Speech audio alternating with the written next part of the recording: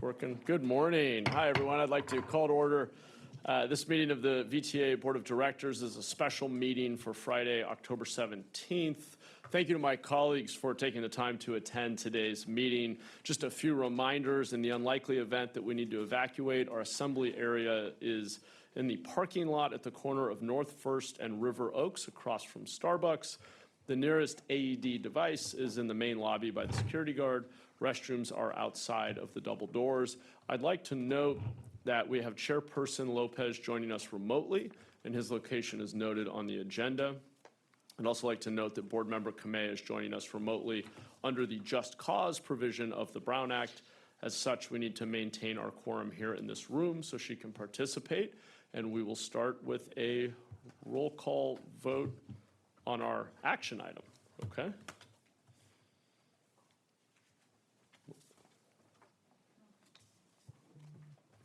Thank you, Chair.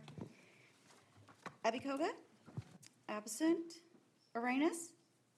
Absent. Alternate Bozo? Absent. Ex officio Burt? Here. Thank you. Candelas? Absent. Cohen? Here. Alternate Young? Here.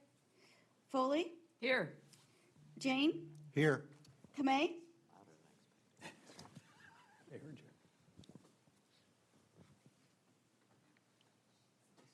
Yeah. You're muted, but I saw that you acknowledged. Alternate McAllister? Alternate Montano? Alternate Moore? Alternate Mulcahy? Sell? Here. Turner? Here. Weinberg? Here. Vice Chairperson Mahan? Here. Chairperson Lopez? Here. You have a quorum in the room. Great. Thank you all for the roll call. Appreciate it. I believe Board Member Kamei needs to make an announcement related to her remote participation. I'll let her do that now. Correct. Pursuant to Government Code Section 54953F2AI, I am participating remotely due to a child care need, and pursuant to Government Code Section 54953F2B, I want to know for the record that I do not have any person who is 18 years old or older in the teleconference room with me. Great. Thank you, Member Kamei. I'd also like to note for the record that closed session will be deferred to the December board meeting. With that, we are on to our first item, which is item 2.1. This is to receive an update and overview of the independent peer review for the BSV2 project. I believe, Carolyn, am I turning to you or Tom first? Should I go to you? Yeah, Tom and the team get ready? I'm going to let Tom and the team get ready and get seated. Today, I want to actually say that we actually have quite a few discussion items today around the BART project.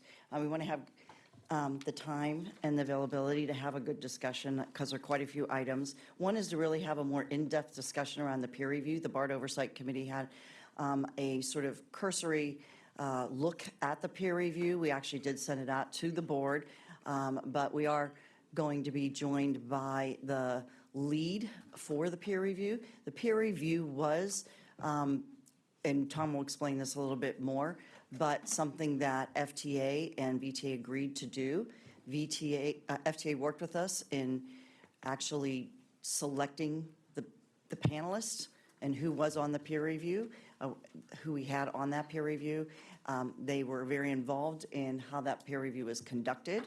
They participated in the peer review panel and were very much part of that. And so it was actually very well, I would say in general that it was, I wouldn't say that it was VTA jointly done with FTA, but that FTA very much was engaged in the entire process and has been very involved in reviewing the product that came out of it. And we've been very happy with how the information that we received. So you will get that information first, and then we'll move on to the looking at the information that was done by the project team and others on looking at the scenario 1 and the scenario 1A and moving forward a project that we can look at in the FFGA, moving forward in the FFGA. There is still quite a bit of work to do on that, but it is actually just advancing the project forward. So I am going to move this now to Tom McGuire. I don't think Rick Clark, who's the lead peer review, is coming on, but just to let you know, Rick Clark, if he gets on, was the lead on the peer review. Rick has actually done many peer reviews throughout the country.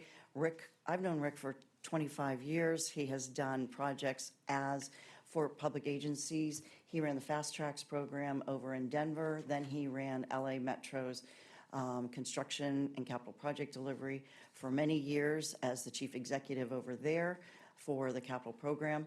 He has run many of their tunnel projects in that area. I've actually been involved with him on peer reviews for how you do capital project delivery, capital project construction, in a number of areas. So he's very well respected. We were very lucky to have him on this panel, and there is Rick there now. So he is now retired, semi-retired. I would say he's probably sitting on as an expert in many capacities for many projects around the country and probably around the world. So I'm going to turn this over to Tom to talk a little bit, and then he will talk turn this over to Rick. Thanks. Okay, thank you, Carolyn. So just a reminder for folks before we turn the mic over to Rick of what our expectations and what our goals and assignment for the peer review was. We wanted to get an independent perspective on the cost saving and value engineering efforts that we've been talking with this board about and working on internally for nearly a year now to make sure that we are moving in the direction that our scope and budget are in alignment. We want to get feedback from the peers on the 4 things you see listed in that second bullet: feasibility, constructability, contract packaging, and project delivery methods to reduce our costs, manage our risks, and to keep our funding and costs in line. And then to enable VTA to move forward with a project configuration that will be the basis for future design and the pursuit of the FFWA. So the peer review does lead into the second item on today's agenda. The peer review was held on August 20th. It included 5 executive-level project delivery folks from these 2 agencies. Rick himself, as Carolyn said, longtime capital program head in Los Angeles. Also from LA, Matt Antonelli and Kimberly Ong, two of the senior construction and project management executives in LA Metro. And from Sound Transit, Anthony Pooley, a tunneling expert and project manager for the West Seattle Link, and Joseph Gildner, a senior executive in the capital program there as well. So really, really thrilled to have all these folks with us for the time we had them. We were also joined by my project team, Federal Transit Administration, our project management oversight consultants, our partners at BART, and Najri Mutfa, the board's independent consultant from Gosliebler. We started with a tour of the alignment and then locked ourselves in the room for 10 plus hours and talked about all those topics that I said were in the scope at the beginning. And I'm going to let Rick talk about his reflections and conclusions from the peer review. Yeah, thank you, Tom, and thank you, Carolyn. I have worked with Carolyn for a long time. We are fortunate to have a CEO who has been involved in this kind of work and understands it and really knows how to get these projects done. Again, it was a good experience for us. I was joined by 4 stellar people, as Tom said, from LA Metro and Sound Transit. Peer reviews, they're really valuable for agencies. They're really a best practice to periodically bring in a group of independent people who may have different perspectives and can give good input on specific things related to a project or just a general overview. So I applaud VTA and FTA for embarking on this peer review. It was, we enjoyed it, and hopefully we bring value to you. So I just want to highlight a couple things that we touched on. If we could go to the next slide. We looked a lot at the scenarios that were under consideration. So scenario 1 is really the base alignment, and everything pretty basically stayed the same, except there were a number of cost-saving ideas that we found very innovative. Things like keeping the ancillary facilities within the footprint of the station. So no additional excavation needed to be done, moving some of them to the surface. So there were a number of things. There were changes in how the tunnel was done, and that's all incorporated in scenario one. Scenario one can use the base design that's been advanced so far, and we think the peer review felt this was the best approach to continue the project under scenario one. Scenario 1A was an innovative way of looking at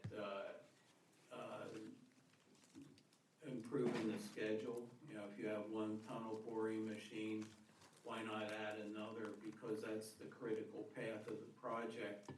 So we did look at that. We felt, though, at this time, introducing the cost of procuring a second large TBM, tunnel boring machine, and the design that goes with that, and also introducing a major new cut and cover location with all the disruption that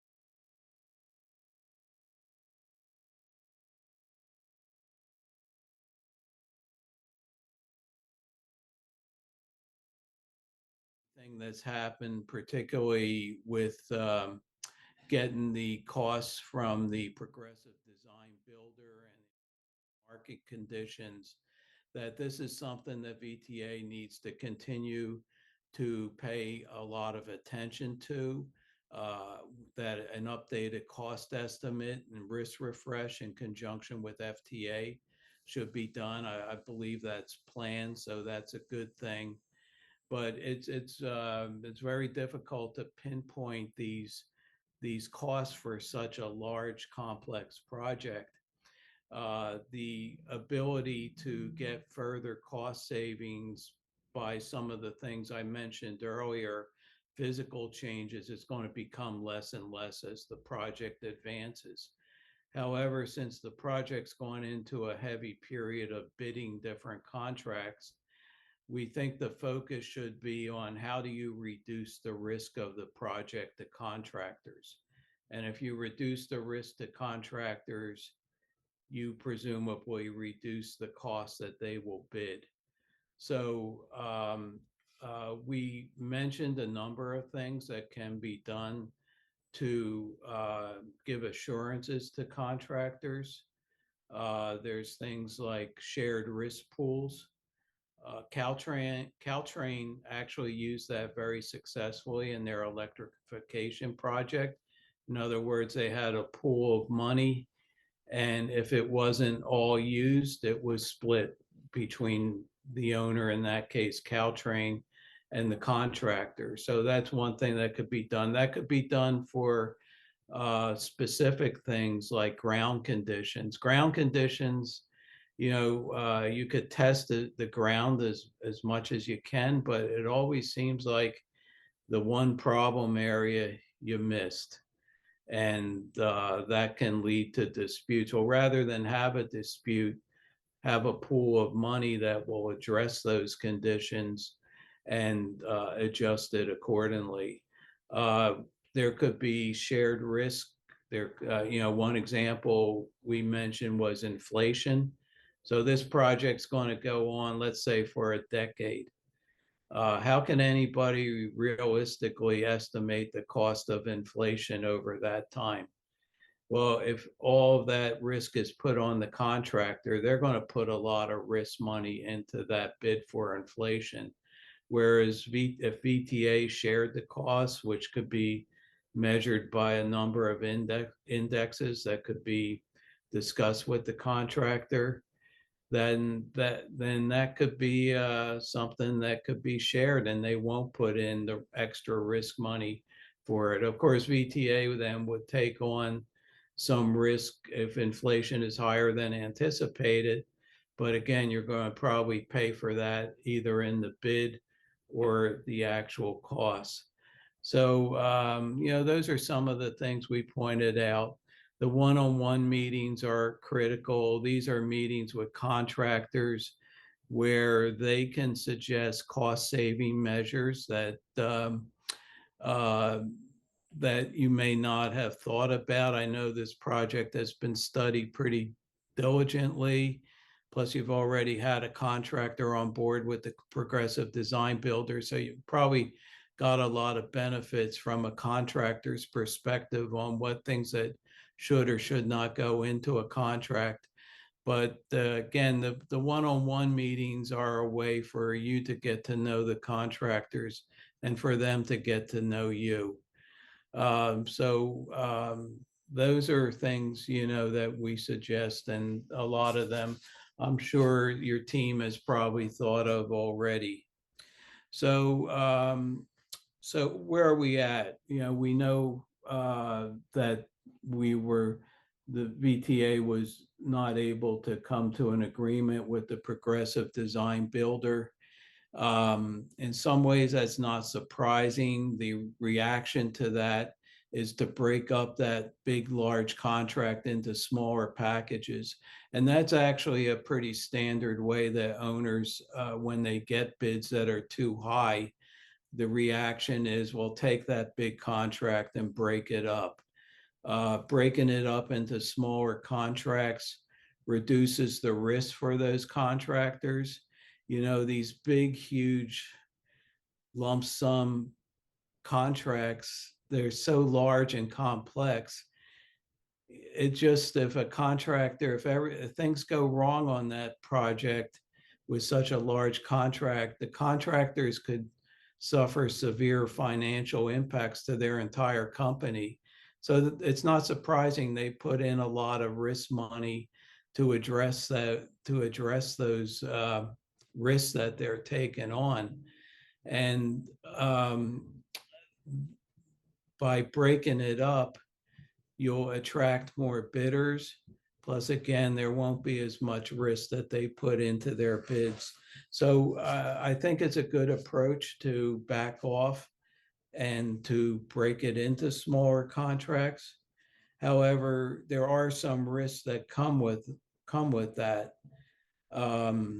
Two risks that we identified that need to be paid a lot of attention to.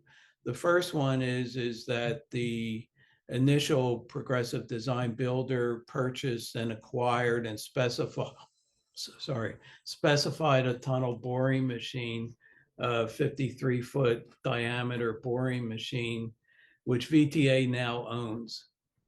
So in moving forward, that machine will be assigned to whichever contractor wins the tunneling bid. That contractor would really have had no involvement in the procurement of that machine. So most likely VTA will assume the risk of the performance of that machine. If it breaks down, the contractor is going to call VTA and say, your machine broke down.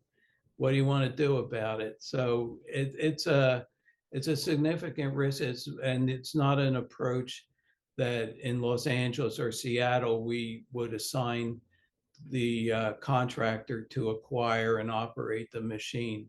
But because of the nature of the progressive design build, VTA will now assume that. And there are ways of addressing it. One way, it's the company that makes the machine, Heron Connect. They're very good. They have a reputation for making quality products. So all things being equal, VTA has a very good machine, but things could go wrong, and it really takes a contractor who understands tunneling, who is familiar with things like this. And there's not too many of them out there, but I know through the market sounding, VTA has been talking to the industry, and has emphasized the ability to operate these machines effectively. The other risk is integration risk. When you break the project into many contracts, there's a lot of contractors doing work that other contractors have to move in and use things that have been constructed by others.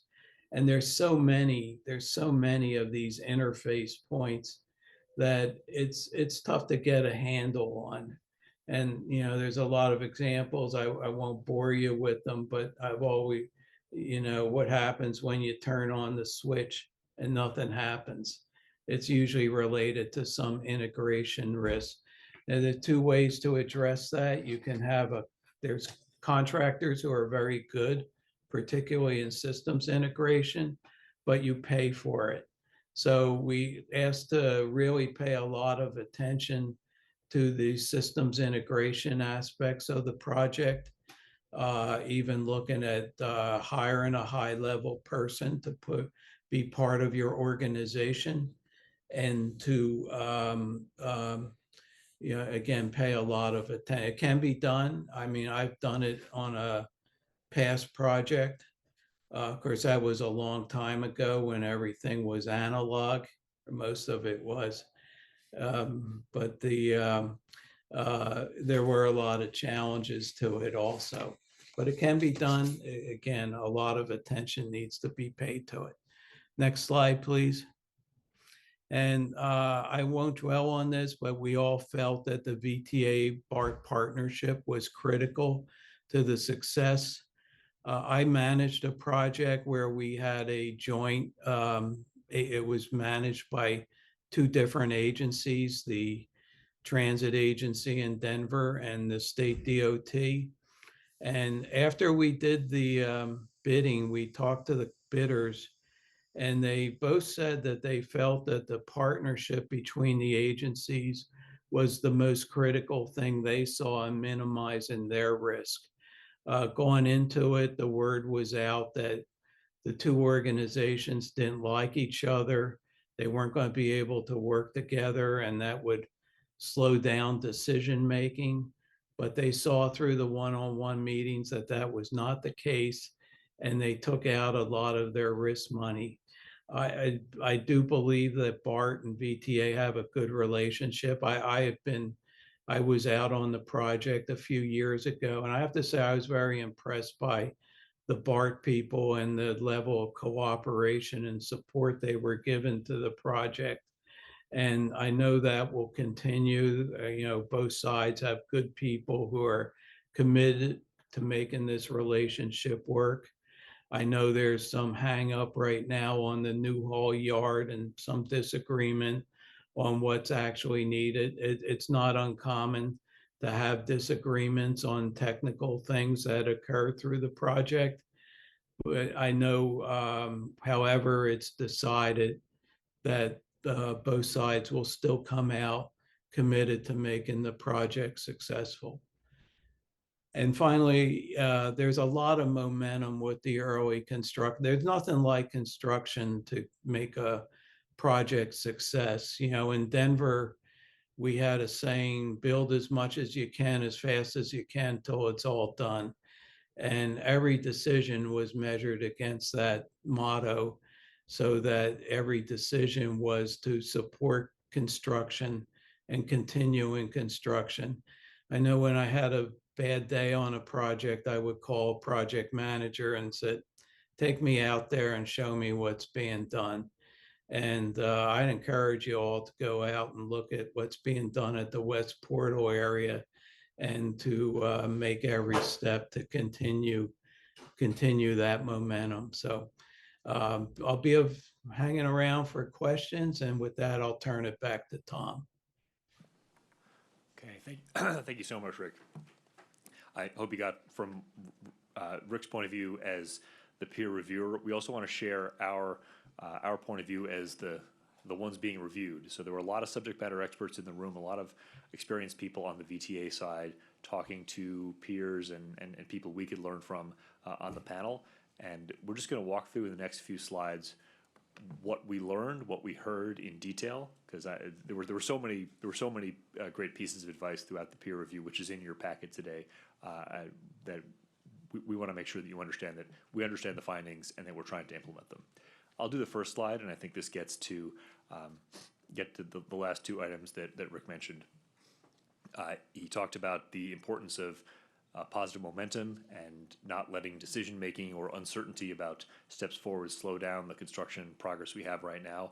He also talked about his pretty firm recommendation that scenario one is the right way forward. And as a result of that's why we brought scenario one in the action item number 2 on the agenda today, because we think it's time to commit to that and take the next step forwards in our design so that we're never doing less construction than we are right now at the West Portal. Secondly, the comment about the VTA-BART relationship, definitely take that to heart. We had some BART folks in the room with us in the conversation on August 20th. I think I've also said this before, but I'm going to say it again. Carolyn and Greg Richardson and I have been up to BART headquarters. We've met with BART general manager, senior leadership there, committed to a reset of the relationship. Those of you who were on the joint BART VTA committee last Friday heard Shane Edwards' point of view on that. He also is committed to that reset of relationship. So we're putting much more executive attention into making sure that the decision-making is happening in a timely fashion, and that particularly for the new hall yard, we're reaching a design that can be presented for joint approval by the two general managers that'll achieve our goals and help keep the project safe and reliable for customers and for BART. So that was my takeaway on those two findings. Next, we've got some tunnel findings that Sarah's going to address. Okay, tunnel findings. Excuse me. Good morning. So the first comment here talks about maximizing TBM production. So this comment suggests shifting to a 7-day, 3-shift schedule, so 24 hours a day, 7 days a week, with additional support from the machine manufacturer, Heron Connect. This comment really relates to maximizing utilization of the machine itself. And we do actually the design requires 24-hour tunneling for a number of portions of the tunneling alignment. Preserving 24-hour operations for the remainder of the tunneling alignment would help with retaining those incredibly skilled craft workers that are needed to perform this specialized work. We will consider, we certainly see the value in premium payments to maintain 24 hours and maintain specialized staff, and we'll balance that with the advantages that it would bring to the schedule. As well, the additional support from Heron Connect, the peer review panel is suggesting heavy involvement from Heron Connect during building of the machine and during the tunnel excavation. And so we'll consider all of these in our procurement and our continued discussions with Heron Connect. The second comment relates to getting lessons learned from folks who worked on the SR-99 Alaska Way Viaduct. That project is famous for having an issue, but actually when the issues were overcome, the excavation actually went quite well. And so we do have a number of inputs from folks who worked on that project, and we'll continue to engage with our tunnel advisory panel, who has direct experience on that project, as well as our other subject matter experts, to make sure that we're applying the relevant lessons learned there. Sarah, can you explain what that project is and how it relates to our project? Oh, sure. Thank you. It's a large diameter machine, large diameter tunnel that was for a highway project in Seattle.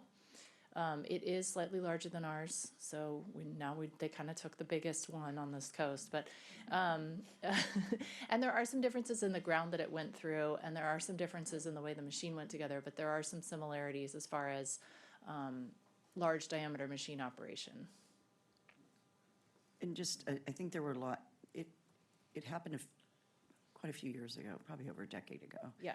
And it did have a lot of issues. A lot of people do talk about that tunnel boring machine and concerns about a large bore because of that. Yeah, that's true. And there was a lot of things that were said about why they had the issues. I think there's a lot more discussion and a lot more lessons about that. So Okay. Yeah. you might want to talk about sort of what has actually come from, what actually were some of the issues, because I know some really of it good was point. how they maintained Yes. some of the issues that were really about that machine, other than just hitting a well. That's a really good point, thank you.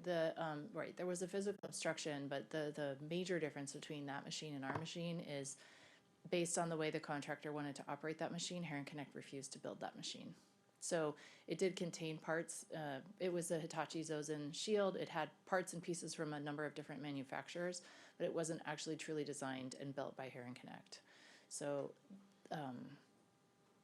the inner relationship between the qualified manufacturer and the experienced, knowledgeable contractor specifying the machine and working with the manufacturer to actually generate the machine and then operate it within the correct parameters for both the machine and the ground is part of why tunnel people have job security, because it's really complex and you can't just like learn a bunch of tables and implement it perfectly. There are a lot of rumors about what went wrong related specifically to the system that seals out the pressure. Machines like ours have to exert a positive face pressure, as I've mentioned previously, to keep the ground stable, and that has to be preserved around the shield and sealed off properly at the tail seals. And there's special grease that's used, and there's a bunch of parts and pieces that have to make that happen. So that's one of the items that was discussed as not being designed properly. And it's possible that examples like that created major issues for them. We don't expect to have examples like that because we have Heron Connect's full support and design of this machine.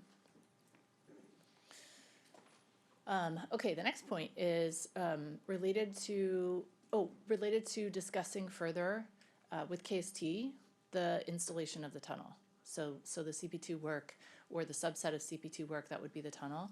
And we do really appreciate and understand the value of this comment from our peer reviewers. And we are actively exploring the options related to this comment. So we thank you for that. And then finally on this slide, the top tier world-class TBM operation and management team, absolutely critical. I think a comment was made earlier, they're really just, Rick, I think you said there just really aren't that many folks who could accomplish this. And so we do really value our contractor community. We're keeping in touch with them, and we're definitely going to continue, reaching out to the industry to focus on this very important item, and also trying to structure our contracts and timing and risk sharing and all of those things to create a valuable relationship for the future.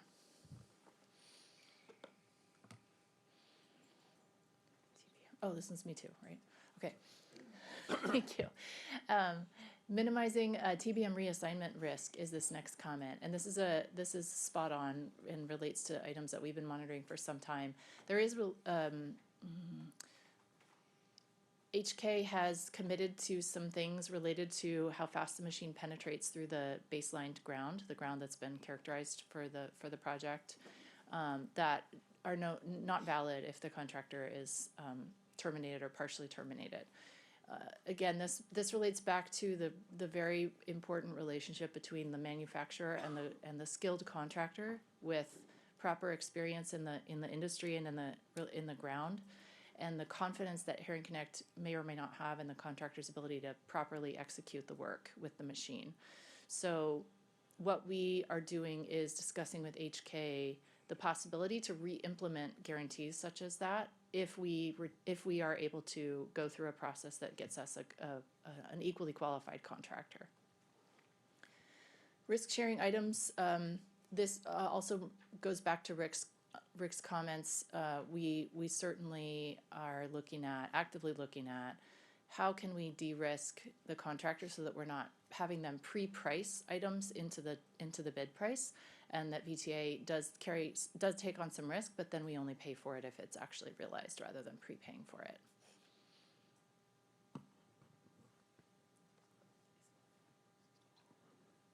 We've also been joined by Cliff Wong. Cliff is the senior executive on the general engineering contractor. Many of you know him from other jobs. Cliff's going to address the last couple of lines in this table. Go ahead, Cliff. Thanks, Tom. Just addressing the last two findings and recommendations on this slide. Just to set the stage a bit, the systems portion of the project will be delivered several years down the road, and we'll be thoughtful and strategic as to how we package and deliver that work. Our objective is to identify the right fit combination of contract packaging and delivery methods. We want to balance scope, market capacity, and integration needs to ensure the systems are delivered efficiently and fully coordinated with the rest of the project, stations, tunnels, yards, etc. And we will use a diverse and expert team within our project team, as well as the industry, at large to meet this need. Rick and the peer review panel offered several valuable insights. They recognize that a single integrated systems contract can simplify overall systems integration, testing, and commissioning, while multiple specialized systems packages, such as communications, train control, traction power, fare collection, ventilation, can improve price competition and schedule flexibility if integration is well managed. So we'll take many of these findings and recommendations into consideration, and we'll evaluate the contract packaging and delivery methods of design build, or CMGC. To guide this effort, we'll implement a contract packaging and delivery methods task force. The task force will bring together experts from systems engineering, contracting, risk, and construction to evaluate options and recommend how best to structure and time the systems procurements for successful delivery across the program. Some key drivers in this decision-making process will include many of the factors that the peer review panel mentioned, as well as Rick mentioned earlier. Broadly, these include scheduling and delivery, the ability to adapt schedules and technology as it evolves through the length of this program, market conditions, and competitive pricing. No matter what the contracting strategy is, we will work to develop methodologies integrated into the contract so that we can obtain fair and reasonable competitive pricing. Managing risks as well as integration risks. We'll want to manage systems integration across all packages, things our collective team is experienced and well adept at doing. And we also want to manage risk with contractors together so we can price it appropriately. And contractor involvement is really important. Engaging contractors and the industry early for input, as well as to help them plan their teams to fit our strategies so they can put together the right team to deliver in partnership with the VTA. So ultimately, our task force will examine whether a single integrated systems package or multiple specialized ones will provide the right balance of competition, integration management, and cost and schedule certainty. Tom, back to you.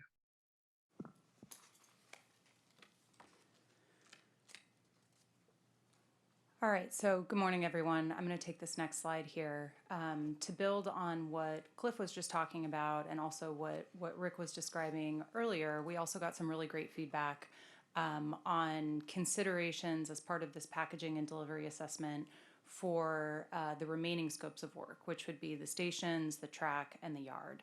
One of the areas of feedback that the peer review provided around the stations in particular was the benefit of continuing down the path we have started heading down, which is having the stations as standalone contracts, especially in consideration that with the stations on this job, they're really buildings that are underground. And so the more that we can tailor that scope of work to align with vertical commercial contractors and the skill sets there, we could really increase our contractor pool and get some more competitive pricing with that. So we're definitely going to take that into consideration and continue down that path. We're also still evaluating the type of delivery model to be used for the stations contract, looking at a couple different options. We talked a lot about CMGC with the peer review and got a lot of really good feedback that if we do choose to implement that delivery model, we'll be taking all of that into consideration. We also got some good feedback on the track work, noting that it really is an area of specialized scope, and previously in different procurement approaches we've taken, it's often been wrapped into a larger contract. And one of the things the peer review mentioned was because it's specialized, there is an opportunity to split that out as a standalone package, and it's still a very large piece of work, given that this is a 6-mile extension, that may allow for a single contractor or contractor entity to pursue that and eliminate inherent markups that occur if that gets wrapped into a larger interdisciplinary package. The last item sort of wrapped into this, into the top of the slide here, is building on everything that Rick was talking about with continuing to look at breaking up some of the larger contracts we've had into smaller contracts. And that's something that we have consistently heard through some of the industry feedback, heard from the peer review, and have just been observing in industry trends, and it's why we've been taking it so seriously. Got some very helpful feedback from the peer review on this topic, and sort of the trade-offs that we acknowledge, that the more you break up packages, you're going to be introducing additional interface risk that the owner will be taking on. But if done in the right way, and this was sort of the peer review's feedback on this, if you do it in the right way and are very intentional about how you break that up, it's a manageable area of interface and integration that can lead to better competition on the packages and potentially overall price reduction for the program as a whole. So with all of that, and as Cliff mentioned, we're going to be taking all of that consideration into this process that we've started right now in really trying to hone in on our revised packaging and delivery approach for the remainder of the program. And we're going to be going through that a little bit more in item 2.3 today, so I won't dwell too much on it right now. But the timing is perfect for the input that we received. The last item that Rick also touched on was the importance of frequent and intentional engagement with the contracting community. And I think over the different rounds we've had of contractor engagement on this program, it's been incredibly valuable, and it's really has been an opportunity and will continue to be for VTA to really have a good pulse on where the contractors' heads are at right now, how we could change and tailor contracts to really increase competition. Consistent feedback in addition to the smaller packages is just being really mindful of risk allocation is something we're hearing consistently. So we did do some of that industry engagement earlier this year, and we'll continue to do that before we release any additional RFPs.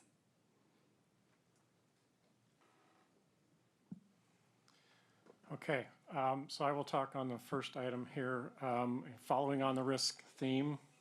Chris Metzger, Engineering Manager for the PMT. And Kristen, Chris worked heavily on the first phase as well and was the engineering manager as well. Yes. He did a great job. We like that project. And we're going to love this one. So this really follows on with the theme of risk and perceived risk to bidders at the time of bidding, and focused on the relationship of BART and their buy-in to the project, and making sure they've approved all of the changes that have been discussed over recent time. And so our process of that really focuses on the fact that at the end of developing our documents, BART will sign off on the documents before they go out to bid. That is part of our comprehensive agreement with BART. Prior to that, we make sure that all of the design meets the design criteria manual that has been developed and approved by both agencies over the years.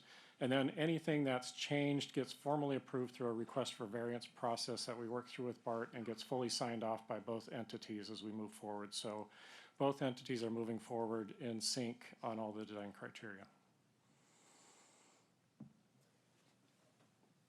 Hi, I'm Drew Pierce, the Project Controls Manager. I'm going to address the next three bullets with one response. We are already well underway with our reevaluation of and update of our baseline cost estimate and our schedule.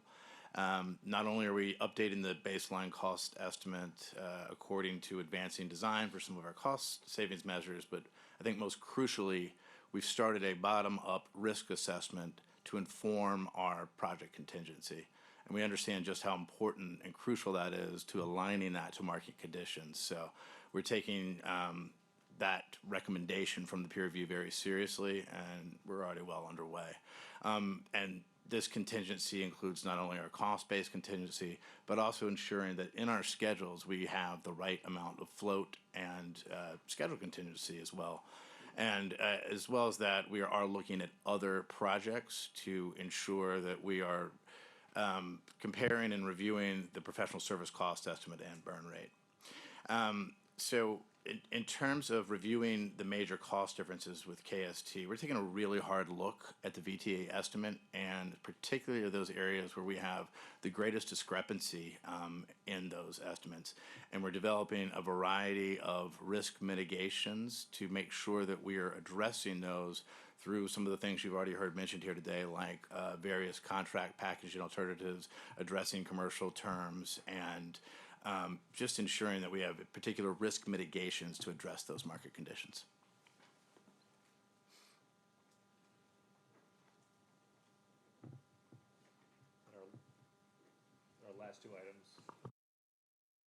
Our last two items, I think the first one, I've already spoken to this, so I won't dwell on it, but it's worth saying for the fourth time that the relationship between VTA and BART is crucial to our success. It's crucial to our project success. It's crucial to our commercial success with the contracting community, and we're investing in making sure that it's robust for the next decade.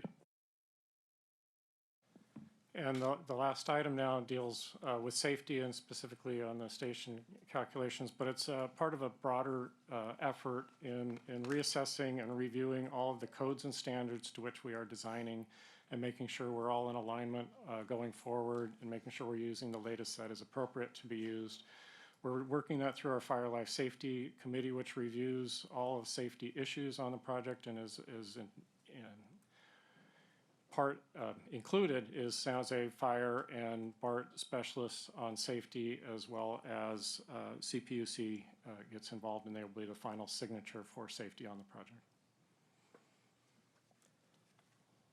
So that concludes our presentation, and we look forward to your questions. Yeah, and I just want to real quickly say that, you know, the peer review had, I know there's some new faces up here as well. The peer review had about 65 people in total participate with the team and everybody, with a lot of subject matter experts. They heard a very large presentation on a number of areas, much more in depth than what you're hearing. I wanted you to get a sense of some of the recommendations, how we're addressing them. Some areas we've already been working on. The team, definitely, we have actually implemented some changes to our team, strengthened it, have continued to look at some areas where we need to grow. I think a lot of the recommendations that came out are good. We're using some of the lessons we learned. We have been using some of the lessons we've learned. Chris is coming back. The BART VTA relationship has been strong. We're continuing to build upon that. I think that's really important. The lessons we learned on systems, we're continuing to use. Cliff has been part of that, Cliff Wong. Using the processes that we have. I think the glitch on Newhall Yard was because we jumped over that process and it came back to bite us. And so I think continuing to remember to continue to use the relationship that we built and continue to use those processes that we have. So I think overall, was real pleased at how the peer review went, and we got a lot of kudos from Rick and his team about just the materials that were presented, the information that was presented, all the information that was presented, the way they could take a look at it and really come through with a recommendation in a couple days. So I thank the team. They did a great job. Thank you, Carolyn. Appreciate that. Thank you to staff and our partners who helped conduct the peer review. We're going to go to public comment first. Thank you, Chair. Before I call public comment, I want to note for the record that we have received written public comments and have included those in your packets and posted it on our agenda pro. I will call on Anthony, followed by Barney, Roland, and Jordan. Anthony, go ahead and accept the unmute and begin speaking when ready.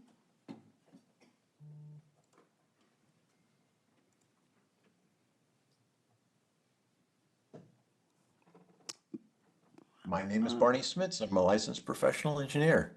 The peer review panel did not look at the safer, cheaper to operate and maintain, and faster and cheaper to build twin bore design. Per VTA's August 11th report, you have 2 different alignments, 3 to 4 different tunnel bore sizes, and 2 different tunnel configurations. So you don't have a design to present to for a full funding grant agreement. And the current administration in Washington is not going to give you the $5 billion. So returning to the $5 billion cheaper, 65% complete twin bore design would allow this project to move forward and not fail like this ultra expensive single board design is going to. This is going to turn into California's version of the Boston Big Dig, where you start digging, you run out of money, and you're going to have major delays, major cost increases. And no one wanted to talk about the fact that the SR-99 tunnel boring machine broke down and delayed the project by 3 years.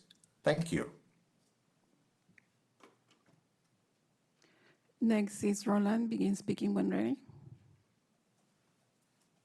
Good morning. So I'd like to just refer you to the letter in your packet and the compelling evidence that this old boys so-called peer review was biased towards scenario 1, even though the team have no subject matter expertise whatsoever in single bore or concurrent tunneling. I heard comments about Hitachi Zosen. Quite frankly, that's the final straw. And by the way, that project in Seattle was HNTB. And the project I mentioned in Hong Kong, the tunnel drive only for 2,000 feet. After that, they transitioned to 46-foot tunnel. But in closing, the time has come to comply with the first law of holes, which states that once someone has dug themselves into a hole, the first thing is to stop digging, because if they don't, they will eventually dig a hole so deep that there will never be enough to fill it up later. The time has come to our friend VTA and transition to Bechtel as a rail delivery partner and VTA as a funding partner. Thank you. Jordan, followed by Liz. Jordan Moldow, San Jose. I appreciate the idea that we can reduce the contract amounts by assuming some of the risk. However, we should definitely make sure that if there's time or cost delays that are due to the contractor themselves misestimating, that they should bear the risks of that, not VTA. A lot has been said about the impact to downtown businesses due to cut and cover. We should make sure we understand what the impacts to residents will be from 24/7 tunneling. And I'm also wondering, in order to minimize impacts of inflation, once we know for sure what the project is and we've started, is it possible to prepay for materials, a few years in advance? That way we can lock in rates for cost of materials before inflation hits. Thank you. Liz, you may begin speaking when ready.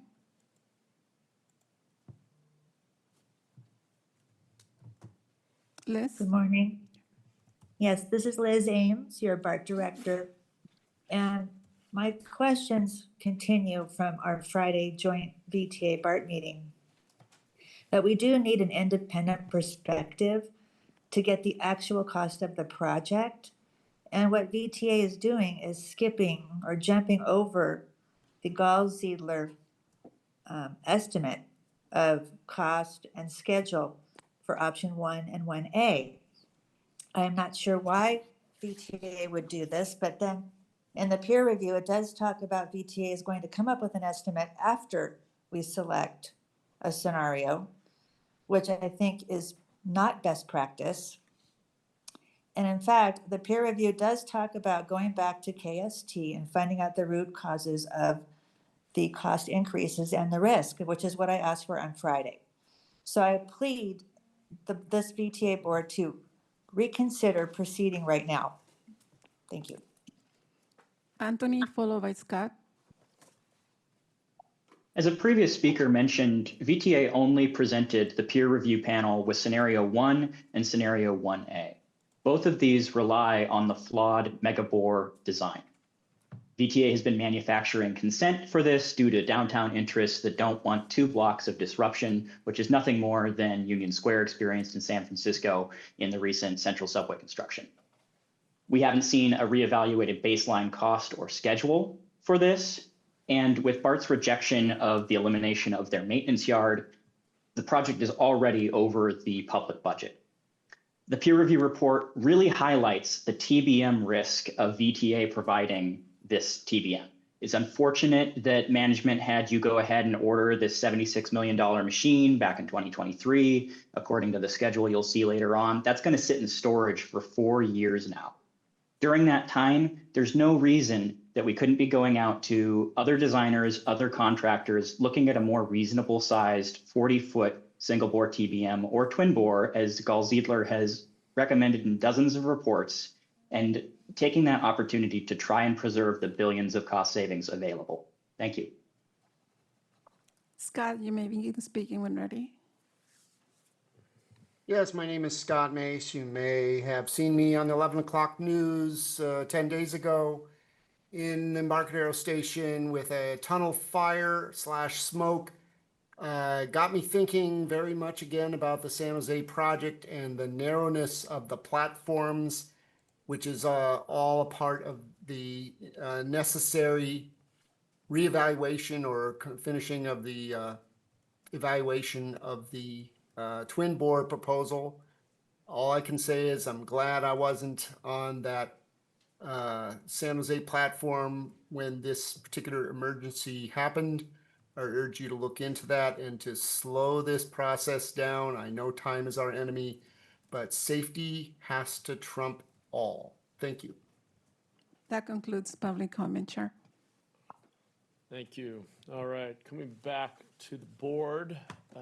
Want to thank the peer review panel. Thank you, Rick and team, and then FTA for their support of this report. I appreciate the actionable insights that we all just saw that have come out of this peer review, and it is good to see that peers in reviewing this from other agencies are validating staff's recommendation to go with scenario one. Project of this scale obviously does have a lot of risk, and I think that's what we've been grappling with, particularly through this oversight committee, so we should just acknowledge that. I think the peer review analysis gives us a roadmap for oversight as we move forward and figure out how to best manage that risk. Something that's consistently come up in public comment that, Tom, I just want to give you an opportunity to address one more time, is this persistent belief that somehow moving away from the scenario one configuration would save us money is not something we have been able to validate or even close to validate yet. And that includes input from peer review, our own staff analysis, bringing in new consultants from the industry to look at it, and reports from Gall Ziedler. Doesn't mean we all completely agree on all of the details or analysis, but I just want to be clear, have spent over a year now trying to analyze everything, and there are still savings we need to find and still risks we need to mitigate, but there is no magical world in which we suddenly go to, I don't know, twin bore or cut and cover or any of these other options, and somehow magically this project is a lot cheaper. In fact, every analysis we have done has shown the opposite of that. So Tom, could you just be clear about where we are? Because there is this persistent message we're hearing from a few folks in public comment, but I do think it's important for us to, on the record, be clear about that for everyone. That is correct. Our findings, which we'll go into in more detail in item 2.2, show that scenario 1A is more expensive than scenario 1. And if you look back over the journey we've all been on over the last almost 10 months now, I think we've brought a lot of really challenging alternatives, everything from a smaller single bore, concurrent tunneling, cut and cover, bringing some really challenging discussions back to the board. But every single time we've run down one of those options, we found that either because of the time delay or because of the cost of cut and cover construction or some risk that those scenarios introduce, we have not found a scenario cheaper than scenario one. And that's been our conclusion, and it was affirmed by the peer review. Okay. Well, I appreciate that. And look, I have been, from the beginning of this oversight committee, open to potentially painful trade-offs, including, and I will just say as the mayor of San Jose, very hard to say this, but including cut and cover options if necessary in order to have a project. At the end of the day, we want to have a project. That's the goal. So we need to connect high capacity commuter rail around the Bay. We got to get to Diridon. And that, to me, has to be our North Star. I appreciated Rick's point in his comments about something that I have also tried to harp on. While we have to have enough funding to actually build the project, and we are analyzing every way of making sure that the scope of the project, the design, matches up with the resources we have available. His point that with these mega projects, build as much as you can, as fast as you can. I know that's not the whole story, and I'm sure folks will have other perspectives on it, but there is something in there that I think is important for us to take to heart, that as I've tried to repeat the last couple of years that I've been really deeply focused on this, our greatest enemy is time. And the longer it takes us to make decisions, complete design, and move forward and get into building, the more time cost we have around use of professional services, cost inflation and escalation, all the other elements of this that put us at risk of just not being able to do this project. So I just want to emphasize that. My last question, then I'll turn to colleagues. I'm sure there will be a number of questions and comments.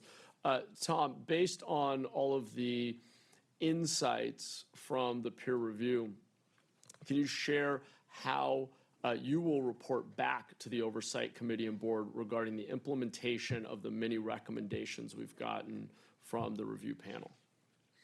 Yes, and as I think you said, Vice Chair, the board will have an ongoing oversight role over issues like contract packaging, design progress, professional services spending, and we'll continue to bring back at the BSV2 committee and to the joint VTA BART committee and to the full board what we're doing to implement these findings, particularly with respect to the BART relationship, particularly with respect to how we plan to package the contract so that you understand our strategy before we come to you and ask about approving a contract, and as well as tracking our costs and our progress on design over the next few years. Okay, thank you. All right, let me turn to colleagues. Maybe to keep it simple, I don't know if we want to just go down the line here. If folks are ready, I'll turn to Supervisor Young first. Thank you so much. I just want to thank staff for all their work. I get to serve on the BSV2 Oversight Committee and hang out at the board meetings as your alternate. So I know that considerable work has gone into this and exploring as many options and considerations as possible. I also have the great privilege of being the downtown supervisor and the east side supervisor, and this is where the projects will be overlapping in both of those areas and jurisdictions in my district. I found that scenario 1A, as has been presented through discussion reports, has offered no added benefits in the form of cost or timing. And that scenario 1A is very problematic to me, that it does move cut and cover down the street to Little Portugal, the Little Portugal station, where downtown meets east side. And that's that. And so this is an especially vulnerable area, community that we should really be investing in to advance their economic opportunities, not move inconveniences down the street to. Not that I'm saying that's a purposeful or intentional move, but that's going to be the outcome of this. I think too, some of the considerations about, or comments have been made about framing cut and cover as an inconvenience. We've seen this happen before in the history of San Jose, when roads were ripped up in downtown and decimated businesses for generations, which we still haven't recovered from. So it's not just an inconvenience. It actually will affect the growth of our families, of our downtown businesses, of our small business community that is already struggling right now. So with that, I would make a motion to approve staff's recommendation for scenario 1A, something that I would like to support, and I seek a second on this motion. I think this item is just our informational item, though. That may be relevant to our next. 2.1 discussion. Next item. So sneak preview of 2.2. This is just on it. Thank you. Thank you. You can save it for the next. Okay, let me continue on. Director Cohen. Well, I too want to thank staff for the thorough analysis. I think it's good that we've gone back and done this review of various options. I think I'm somewhat disappointed that we couldn't find a dual approach to speed up our time and our money, and save money. But I'm confident that the analysis accurately reflects the reality, and we really are at a stage in the project where we have to be now focused on execution and moving forward, and move beyond this continual analysis of decisions that have been made in the past. So I am looking forward to kind of refocusing all of the staff on the task ahead and not on, continuing to answer questions I know we'll continue to get people who want us to reevaluate bore design. I've been saying I think we'll probably, even after the bore is dug, have people saying, please go back and put in a second bore because that was better. So, but we as a team, I think, need to move forward and support decisions that this board has made in the past. And so I look forward to, to figuring out how we keep the project moving and minimize our cost and maximize our efficiency in the years ahead. Thanks. Thank you, Director Cohen. Let me continue. Director Jane, did you have comments? Or Yeah, I had a number of comments. What I heard from the peer review was that it's all about risk. And that if you have these large contracts, the contractors build in a lot of risk because they don't want to go bankrupt. And that adds to the cost. And we've been working with KST for a long time, and Drew Pierce talked about this. And I still cannot figure out how KST ended up being twice our internal cost estimate. And maybe Drew can talk about what he's learned from that process. And of course, we know that if we split it up, then you have the integration impacts and stuff. But since it's all about risk, moving to a 24/7 3-shift operation, the reason why we didn't do that originally is because you need time to repair and maintain the machine. And, we talked about the SR-99 project. That was a disaster. Barney's right. It was a 3-year delay because the machine got stuck. Okay, and so I want to know, how are we going to de-risk? If this gets stuck, we're screwed. We're going to have to dig up downtown and pull that machine out or something. So I want to make sure that we're very careful about putting in the maintenance time. And then we talk about, I had heard that we're muck bound. So moving to a 3-shift, 7-day operation, how does that help from being muck bound? So I'd like to understand that. And then, since it's all about risk, we need to really know to correctly size the dewatering pumps downtown. There's the concept of digging a well there and doing a pump test versus a sump test. We'll have to do soil mixing for the adits at the downtown station. So how do we de-risk that soil mixing? I heard that we need very specialized experts to be able to do that. So I'd like to understand some of those. Thank you.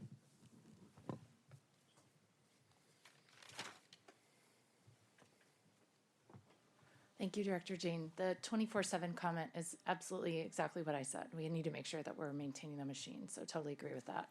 A couple things that are nice to plan for are, well, essential to plan for, machine maintenance. When you're in a 24-hour operation, you do it on the fly, which is sort of just built into the cycle of the 24/7. You don't send the miners home. You just continue operations, but you pause to do maintenance as needed. It's a different approach. The other thing the other thing that's nice to plan for is time that's available to mitigate delays that do come up.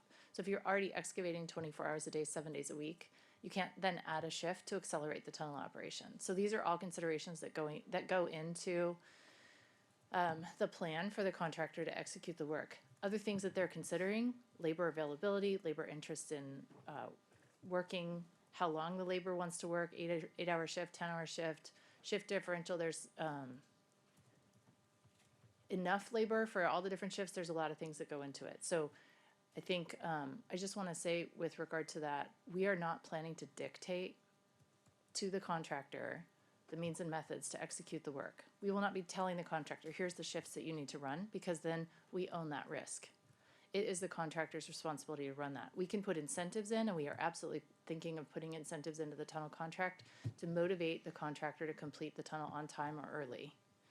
And then it will be up to the contractor how to run the operation.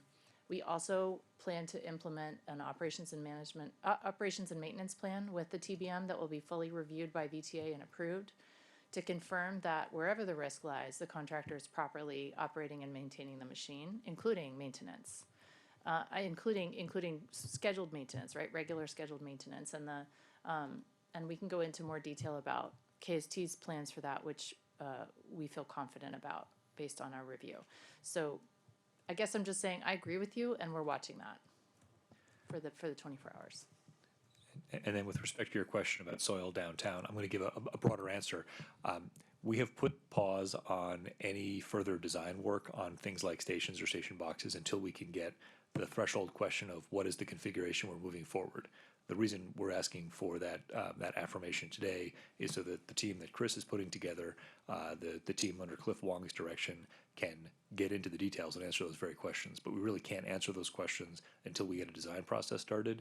And it is not right for us to start a design process if we're not sure what our tunnel configuration is. And so we look forward to answering that in the months ahead. But we need to put one thing before the other. My other question was, did the peer review cover Nasri's suggestions for scenarios 1B and 1C? The peer review looked at the two suggestions that came out of the tunnel task force, which Nasri was part of, and those were scenarios 1 and 1A. Okay.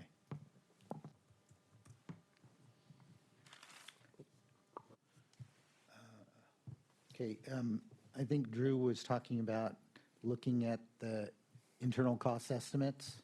Can you elaborate on that?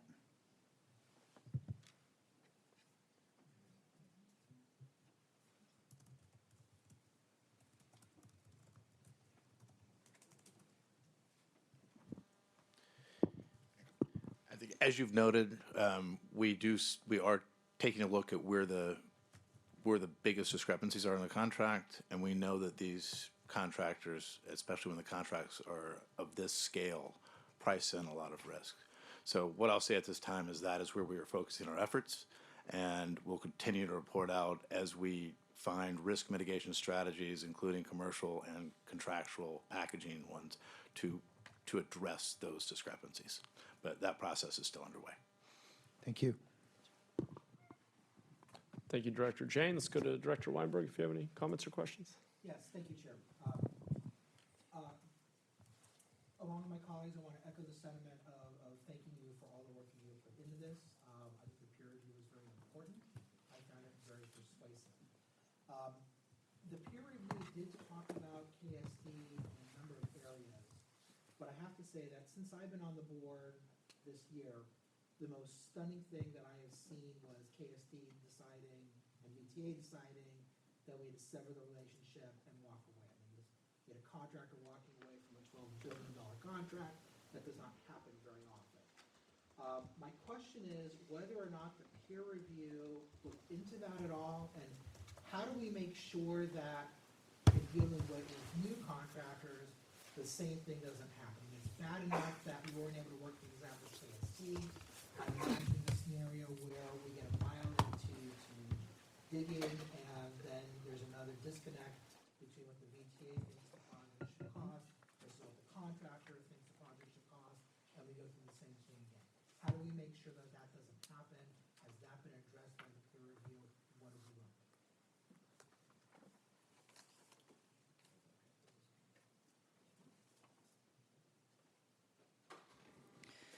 So yes, the peer review, I think Rick made some comments about that event. They did ask and did look actually at what Director Jane was talking about, which is at the two different estimates at the VTA, the ICE and the contractor's estimate. Your question relates to what did the peer review find basically with regard to that, right? Well, more, I think more to the point is, did the peer review give any recommendations, or is there anything that we got out of the peer review that will help guide us to make sure that this does not happen again? Okay, thank you. The peer review did, and we are working on looking at a number of items. So going all the way back to when the two estimates were different, early in late 2024, early 2025. VTA has taken advice from KST and then later the peer review to look at our requirements to make sure that we're not specifying something more expensive than what we need. We've made extensive updates to our technical requirements to be more in line with what is recommended by our contractor, truly using the collaborative approach with our PDB contractor, as recommended by the peer review later on, also just in tandem with that. And also we've continued and actually refreshed some looks at a number of items that maybe were viewed as favorable at the time that they were implemented, but are not necessarily needed to be paid for by VTA. And so we've made extensive upgrades to our technical requirements, updates to our technical requirements. We are looking at, for the future tunnel procurement, additional modifications to our technical as well as our general requirements for things like management. One of the things that Drew's team is looking at is the cost of management that was proposed by KST versus the engineer's estimate. We're looking at making sure we're not specifying too many key personnel overlap, for example, with our construction management services team, the Bechtel team. If there are functions they can provide, functions our quality organization can provide, maybe we don't need the contractor to do those things. And so, absolutely, no matter who builds the tunnel, back when we were still talking to KST and we are still actively exploring options with regard to KST as recommended by the peer review, or even if we proceed with a different procurement, we are looking at leaning up. Cost savings never stops, right? We stopped reporting to the board about massive cost savings like our famous new hall yard and like our station facilities that we'll cover in the next item coming above ground. But these items are things that we are discussing with the industry, both with KST and with contractors we've met with, so that the eventual tunnel procurement will optimize the way that we're implementing the work. Yeah, I would also say, looking at the bigger scale, and we talked a lot about this, and I think Rick talked about a lot about this, and so did Sarah Hersom, was that the package was really large. We also started this package before I even came back as the general manager, so a lot of the terms and stuff, so it was actually started pre-COVID, and the industry has changed as well. So some of these terms, conditions, things like that have changed. The markets have changed. Yeah. So I think for us, it's these smaller packages, how we're designing a lot of that, looking at that, breaking it up, how we're, just track work in a separate package, which is one of the things I've been thinking about as well, that the industry had reached out and said, why don't you do track work in a separate package? You avoid the markups. So it's one of the things that, that you're starting to hear that we didn't think. We had a very large package that no longer can be bonded, so things like that, because the costs have gone up, can't be bonded, which before it could be. So things like that have really changed, and those are things that we've had to actually really think about. So I think overall, that's actually a big takeaway from this as well as all these smaller things that are going to continue to sort of come out with cost savings. And so I think with KST, looking at, it's really hard to break down why the costs were so different, and we're only looking at one portion of KST's work and why that cost difference was there, not even the overall package of what KST was supposed to do. So there's still pieces of off-ramping that we could be taking a look at, and there's still early works packages that we're working on. Okay. Carol and Sarah, thank you very much, both of you, for your responses. Thanks, Director. Let's go on to Director Turner. Yeah, thank you, Chair. I've got a number of questions, some beginning from the presentation, but also on the executive summary on page 3. A couple questions here, in case you want to refer to that. In the third paragraph, and I think it was even talked about in the presentation, that there would be some thought here as VTA goes through the formal off-ramp process. It may be worthwhile to engage with KST team or major components of that team to the extent contractually allowable. Am I understanding that the idea might be that VTA would look to continue to work with KST or members of their team? Am I reading that right or hearing that right? That's that's the peer review's recommendation was to consider all options. I think they were not asked a legally constrained question. They were asked their experience as project delivery professionals, and I think what they're pointing out is that there are, for some tasks, some members of that team, it would be worth keeping an open mind about what the role could be. Sure. No, it seems to make sense, but again, I think with the concerns expressed earlier with, how that relationship fell apart, is that worth pursuing? Is that something that is being considered? And how would we go forward with that? Yeah, I think we're proceeding with the off-ramp as this board authorized, and we're trying to keep an open mind to what options are out there. Okay. Yeah. Okay, understandable. On the last paragraph on that page there, again, talking about that there is no silver bullet that would quickly and easily bring the maintain the project into budget and schedule alignment. My question is, how far over budget are we at this point, and how far behind schedule are we? And I think the original budget estimate was 4.7 billion, somewhere in that range. Yeah, I think we'll get to this in more detail in the next item, but at this point, we're saying that the cost-saving efforts that we've been doing for the last year have got us to a budget range of 12.1 to 12.5 billion. And 12.1 is what our available funds are for the project. Okay. And I mean, at some point, so how many years, since I've been on for a year, so how many years has this whole conversation been going on with BART Phase 2? I mean, there's no equipment's been moved, no dirt has been moved, but we've actually, we'd love to get you out to take a tour. The launch structure has been under construction since this spring, and quite a bit of work's been done out there. Yeah. Okay, but we've seen an increase in the budget, or cost, $8 billion, nearly. From 4.7 now to 12, so $7.3 billion increase. Well, in estimates, I would say. I mean, the budget's been readjusted a couple times since.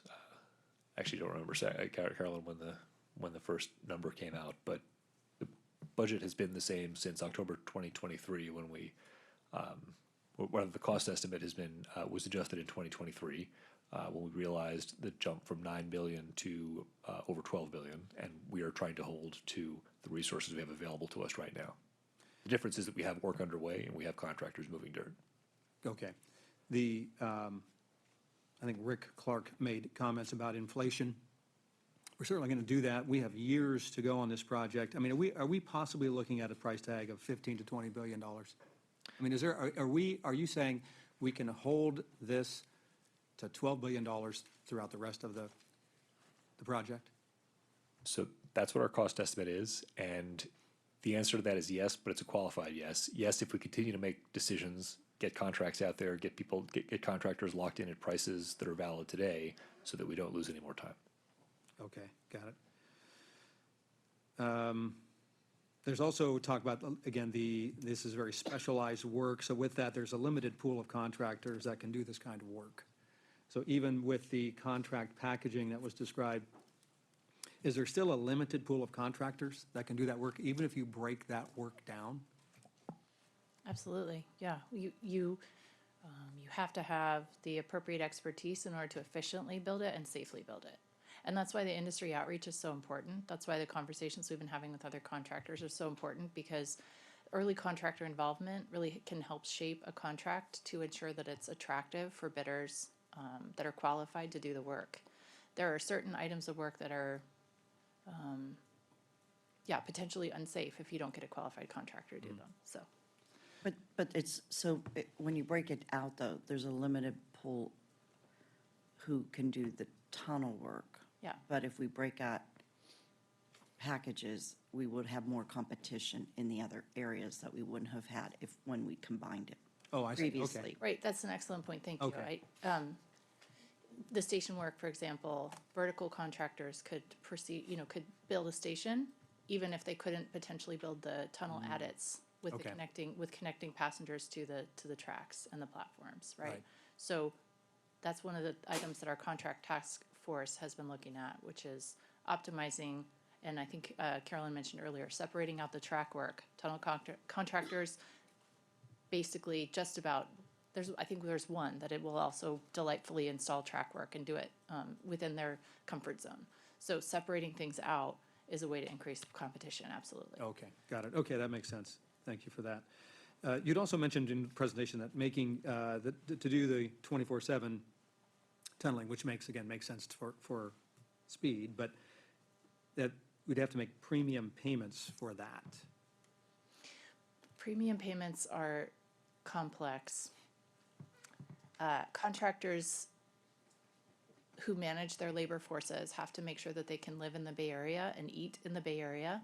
And if they work 10 hours, they get paid anything over 8 hours, and in accordance with state regulations. So when you're planning tunnel shifts, you just have to plan for how much extra is it going to be. These are not going to be 8 a.m. to 5 p.m.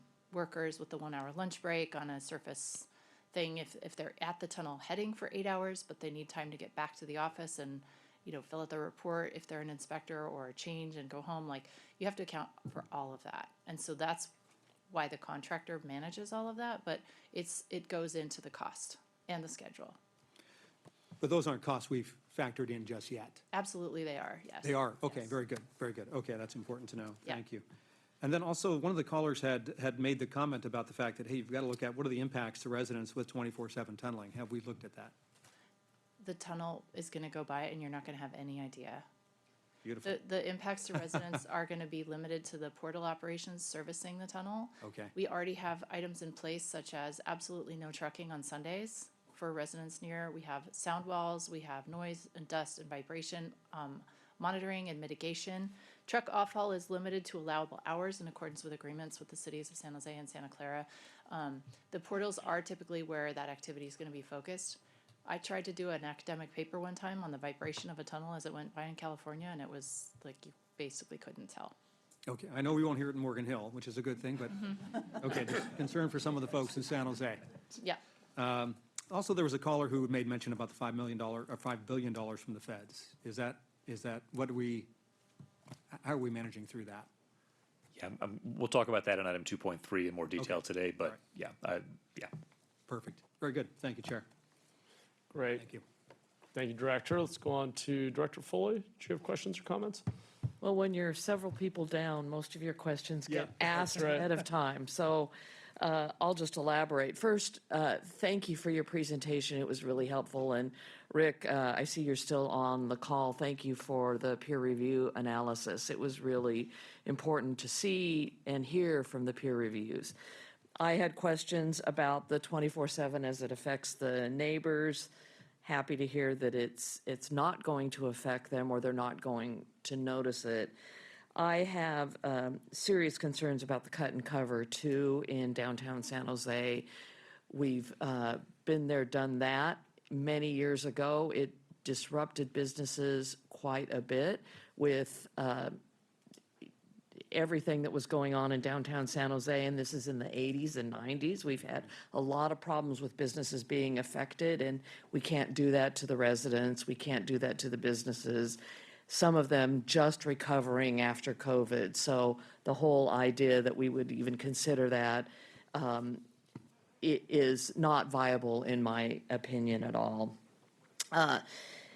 Regarding splitting up the packages into the project into smaller packages, there was some risk to that, according to Rick, because of the integration and the liability that might be assumed. So Drew, you mentioned the liability and the risk in the contract. Is that included in the budget as we're looking at 12.1? Is our increased potential risk and liability being factored in? And if so, how? Or whoever. Happy to take this. Okay, Sarah, thanks.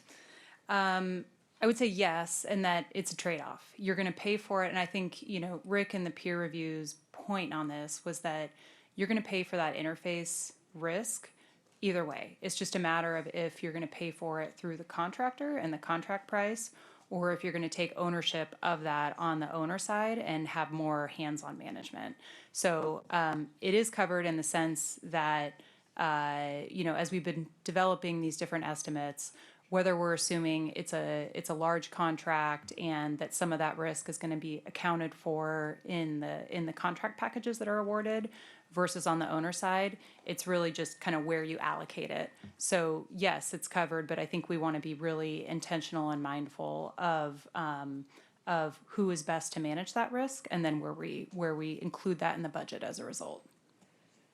So I think in the peer review report, or actually I forget where I read this, that it was recommended to hire a high-level staff person who might be able to oversee all of that. Is that under consideration, and is that considered in our budget? Yes and yes. So I think it's twofold. You absolutely need a seasoned interface and integration manager, regardless, on a program of this scale. And we do have that person in place.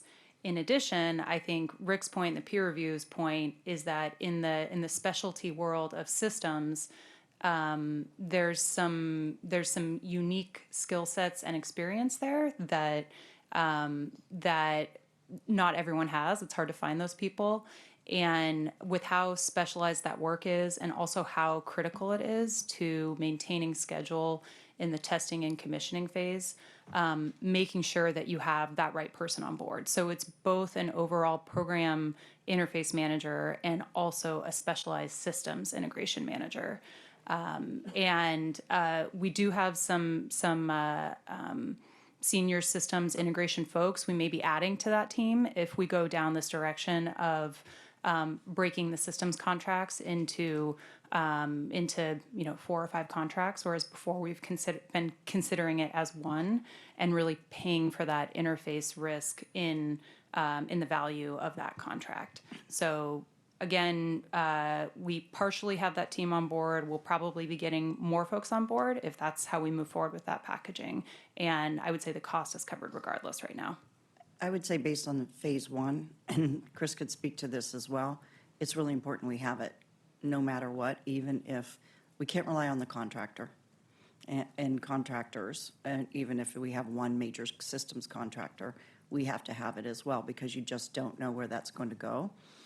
So I would, and we learned that on phase one, and we ended up having to take a lot of that on, and to do it early and keep it on board and really continue to focus it. Even though we had that up front in the contract, it just did not always flow through, and it was my biggest fear, and it was the thing that delayed the project was the systems piece at the end. Luckily, it's not a very large cost element, so you didn't really lose a lot of costs, you just lose the time in that element. Time is not our friend. Time is not our friend. It's not as big of a cost if you're just waiting for the systems, but it's still, not, it still is a cost, and it still is not something that you want for the project and for the residents, and I mean for the voters. Great, thank you. I appreciate the response. All right, thank you, Director. Let's go on to Director Burt. Thank you. So one thing I wanted to dig into a little deeper is this question of, or this assumption that the tunneling contractor will not own the TBM, and we face risks of something goes wrong and it becomes a big dispute. Given the strong reputation of Heron Connect's work in constructing the TBM, is it not possible to have tunneling contractors bid based upon them assuming ownership so that we don't have that potentially big dispute? It's not a simple answer. If I had to just say one word, I would say no, it's not possible. However, because we know more, but because we have a good suite of subject matter experts and because of our experience in tunneling, I mentioned the discussions that we're having with HK related to consideration of possible reinstatement of the guarantees that they have that are specifically tied to KST operating the machine. The tunnel contractor who designs and specifies and partners with a manufacturer to build the machine is the contractor who knows it best. A different contractor may have preferred means and methods that aren't consistent with the tunnel contractor one's design and construction of the TBM. However, there are some measures that we've already put into place our technical teams preserved a more standard system for, one of the things that KST is doing is unique to them. And our technical teams ensured that a parallel system is also included in our machine. So there are things in the machine that are more universal and will be useful to other contractors. This reduces the risk that there will be impact to the tunneling operation due to specific items on the machine. Contractually, however, it is impossible. Every industry person that we spoke to indicated they would not be comfortable taking assignment of the machine if they had responsibility for the machine. So in order to increase competition, it would not be in our best interest to try to push that risk onto the tunnel contractor. However, as I said, we've implemented items in the machine already. We also will be implementing contractual terms to minimize VTA risk. We have a collaborative GBR, Geotechnical Baseline Report, that we have co-authored with KST. We would, for a different bidder, we would just publish it and not have KST signatory to it. A Geotechnical Baseline Report, some of you may know this already, so forgive me if this is not interesting, but it's a very, very useful contractual tool in underground construction where it tells every bidder the same ground. It tells every bidder to bid on essentially the same ground.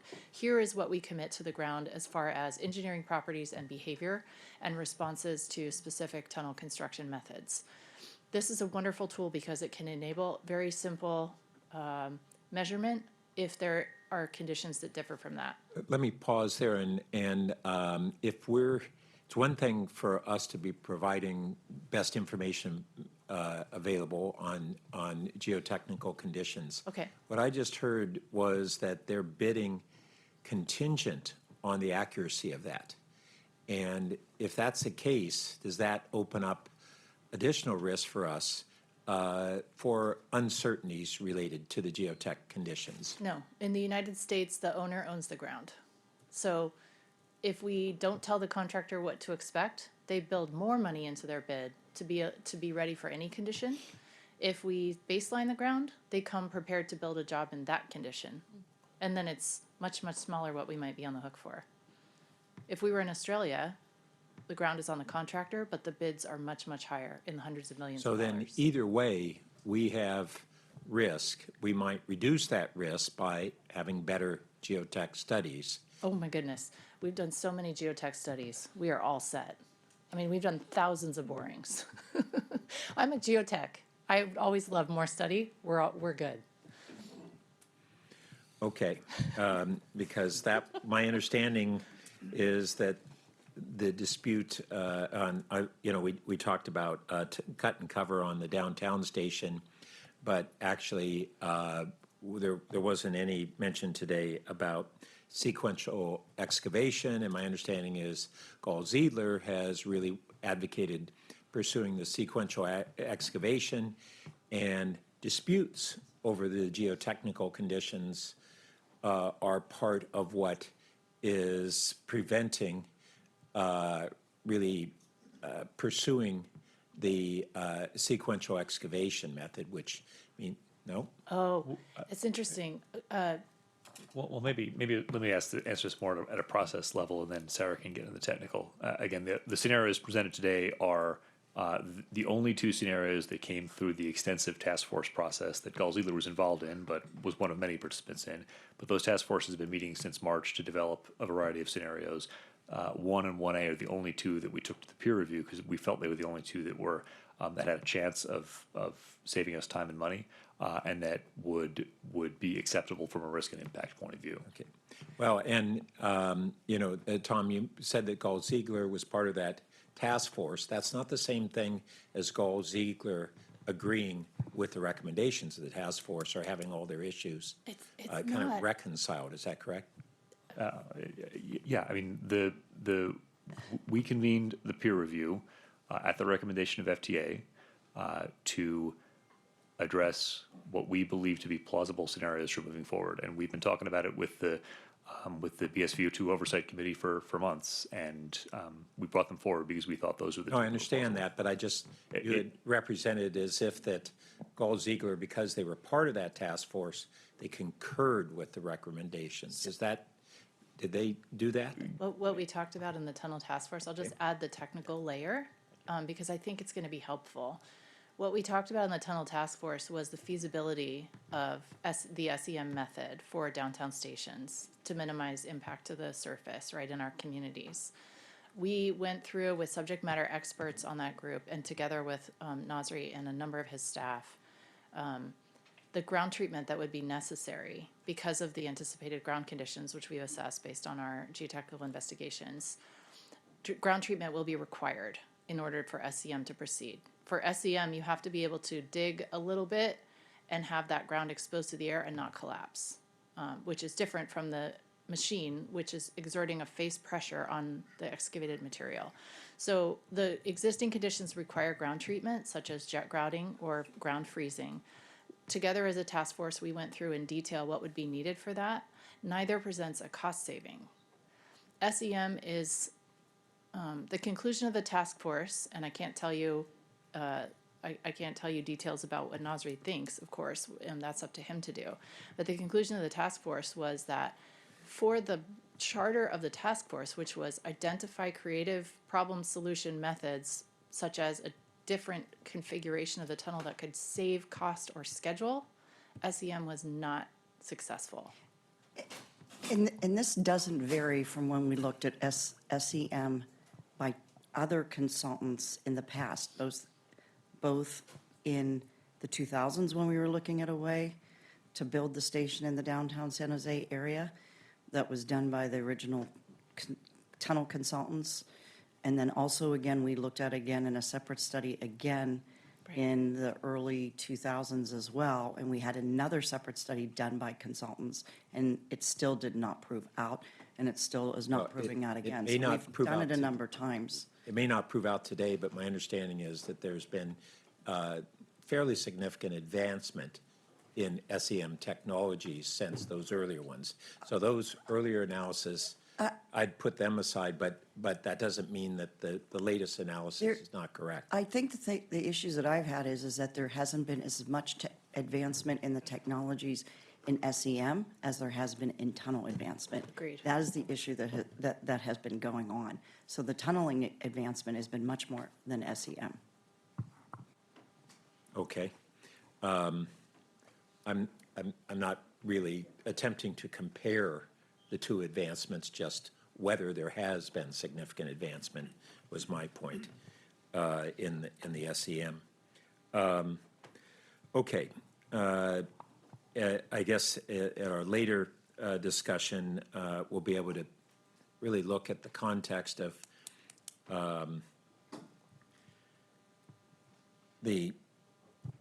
us moving forward and what happens if we don't have a FFGA for a significant number of years. And I think that'll be there.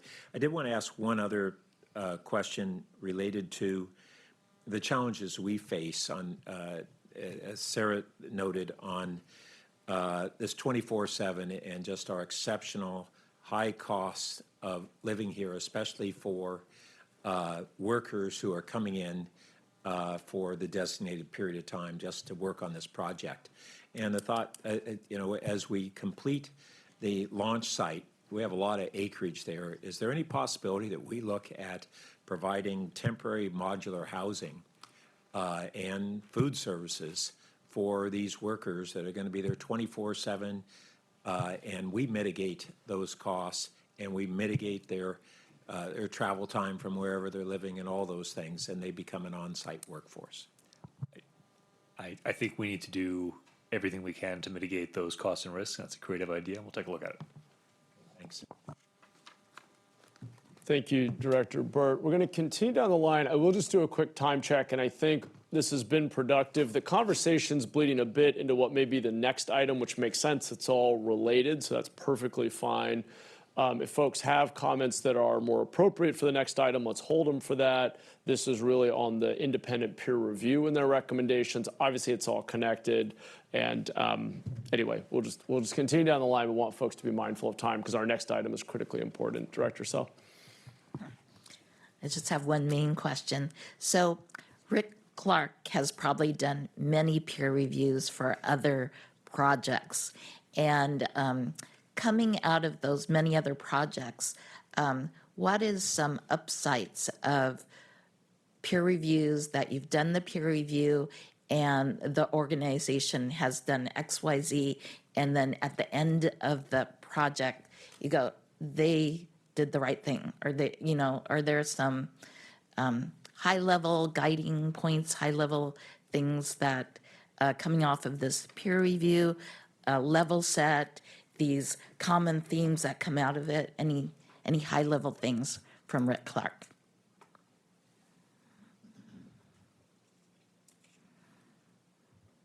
He's on mute. Rick, you're muted if you want to comment. Sorry. Thank you. Yeah, thank you, Director. Yeah, I've done many of them. I've always found that something valuable came out of them. One that we did way back, in fact, I think Carolyn may have been on the panel, was we recommended to Caltrain that they do their electrification project design build. And in fact, they did do that overall.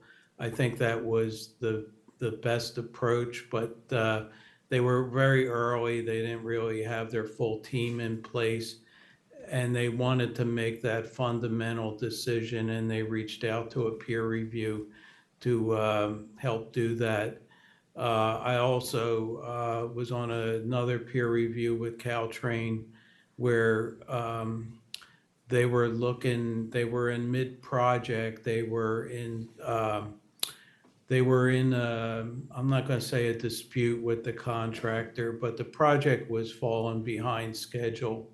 And they wanted to know whether, validation on their new cost estimate, plus validation on an approach where they actually were looking at a shared risk pool, and they asked a peer review for input on that and other project things. And I think that validation and some of the other recommendation, the project was really being slowed down because the contractor didn't appear motivated, that there was a lot of disputes going on. And I think after that peer review, not because of the peer review, but really the Caltrain staff, that they turned that around and ultimately got completed, and I think was a very successful project. So there are a couple that I can think of. Again, I, as a manager, I use peer reviews. I did it in Denver. I did it at LA Metro. And I always got a lot out of it. And sometimes it's validation of what you're already doing. But when you're doing these big projects, sometimes it seems like you're working on an island, and you just need to reach out to other people who have done this. And that provides very valuable input. And so you've seen other organizations in our situation that have had a setback, but they've done a peer review, they've done a reset, and they've gone on to be successful. Is that what I'm hearing? Yes. I mean, in some cases, every case is different. Sometimes they're looking at very specific things.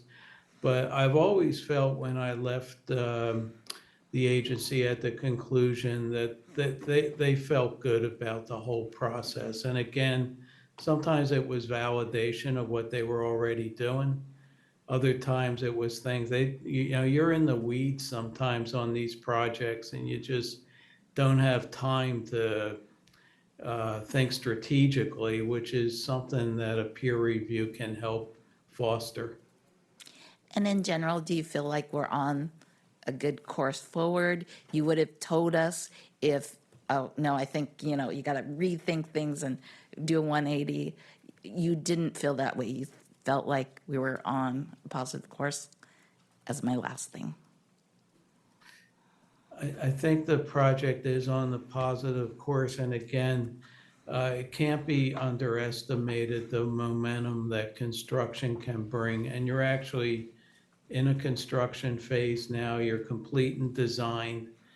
I think the project has been studied extensively, and I think the thing that we saw is that there is now the focus is changing from planning and studying to completing design and getting in construction, get these contractors under contract.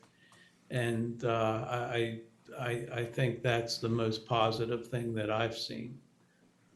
Okay, thank you very much. Thank you, Director. Let's go on to Director Condelis. Thank you. My appreciation to staff for the work done so far, and especially the reassurances essentially from the peer review, from what other folks in the industry and experts in the field are telling us.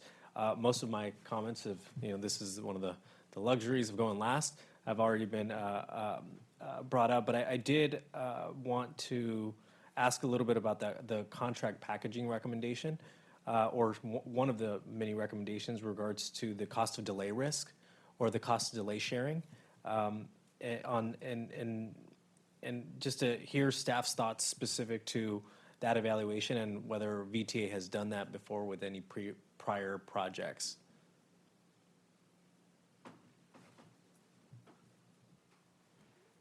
I don't think I can speak to if VTA has done that before, but if you know, Carolyn, but I can speak to what we're looking at now. I think, what the peer review was really highlighting is being intentional about the timing of when you're bringing contractors on board, and then also when you're asking them to commit to a lump sum amount. And so, I think as we talked about earlier, if you're asking contractors to commit early to a lump sum amount, which happens in design build jobs, it's often, on one hand, it's competitive pricing. On the other hand, there's a lot of unknowns. And so they bake that in. And some of that is schedule. I think there's trade-offs, though, when you enter into an executed contract where there's schedule milestones that need to be hit, and there can be liquidated damages applied to those. So I think it's being smart about what dates are critical for the program, which here on BSV really has to do with handover dates to follow-on contracts.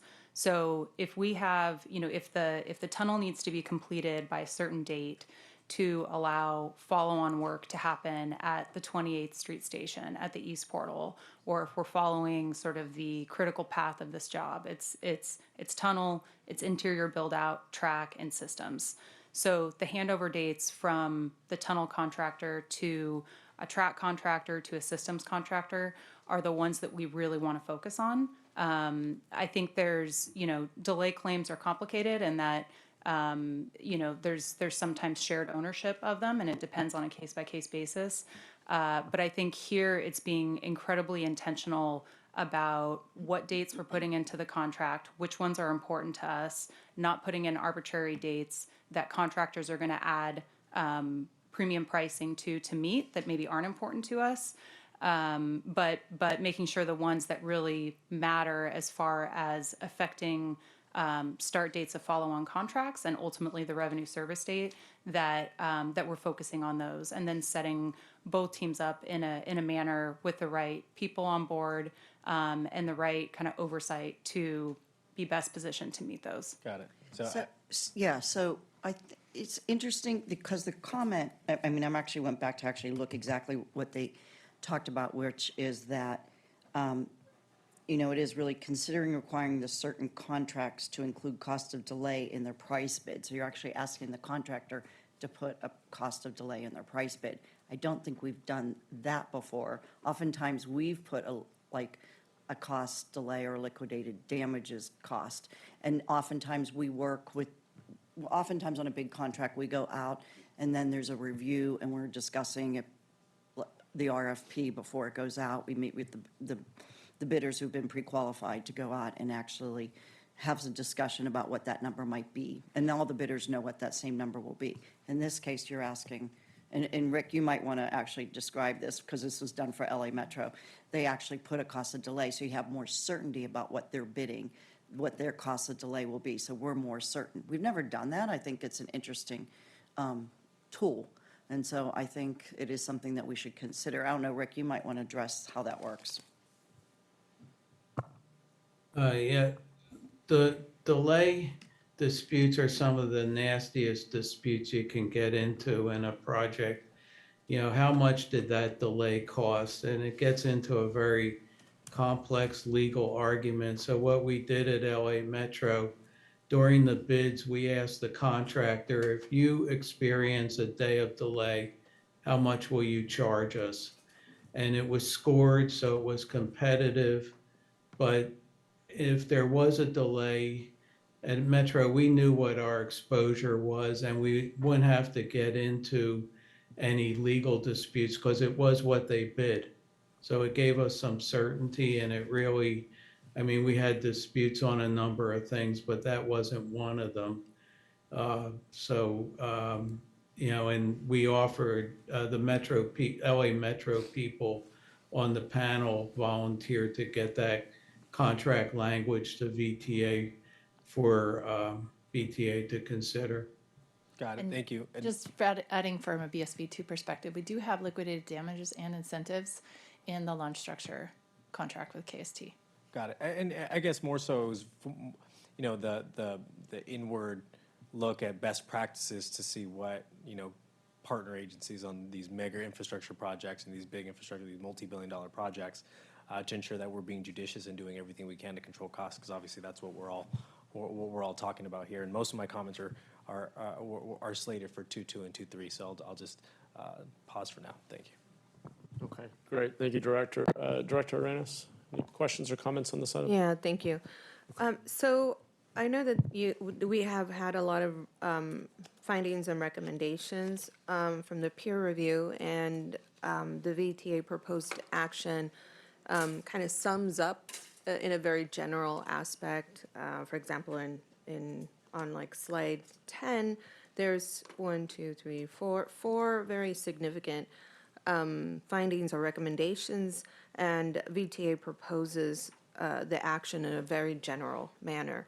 And so what I'm wondering is, what is the process that we can expect as a board to be informed of what is ultimately going to happen? How are we incorporated in those decision-making? And then lastly, how will you prepare us to understand some of the technical aspects of the project? Because I'm not an engineer, and I think many of us are not either. Some have been here for such a long time that they understand this industry much better. And so I would appreciate some level of workshops in anticipation of very important questions and decisions. I would have appreciated a workshop prior to a decision-making, to have an information item prior to a decision being made where we can't really sit with some of the information, figure out where we stand with that, research it on our own in some way, and then come back with you with some kind of a meaningful recommendation. I find that is impossible to do because, like I said, all of you are technical experts and we are not. So if you could answer those questions, that would be great. Okay, yeah, and I think, Director, you chose a good example of a set of actions that is going to have a lot more follow-up from the team. So all the actions in the top 4 lines there do relate to contract packaging, and as Sarah Hersom said, we're going to be doing an internal contract packaging task force.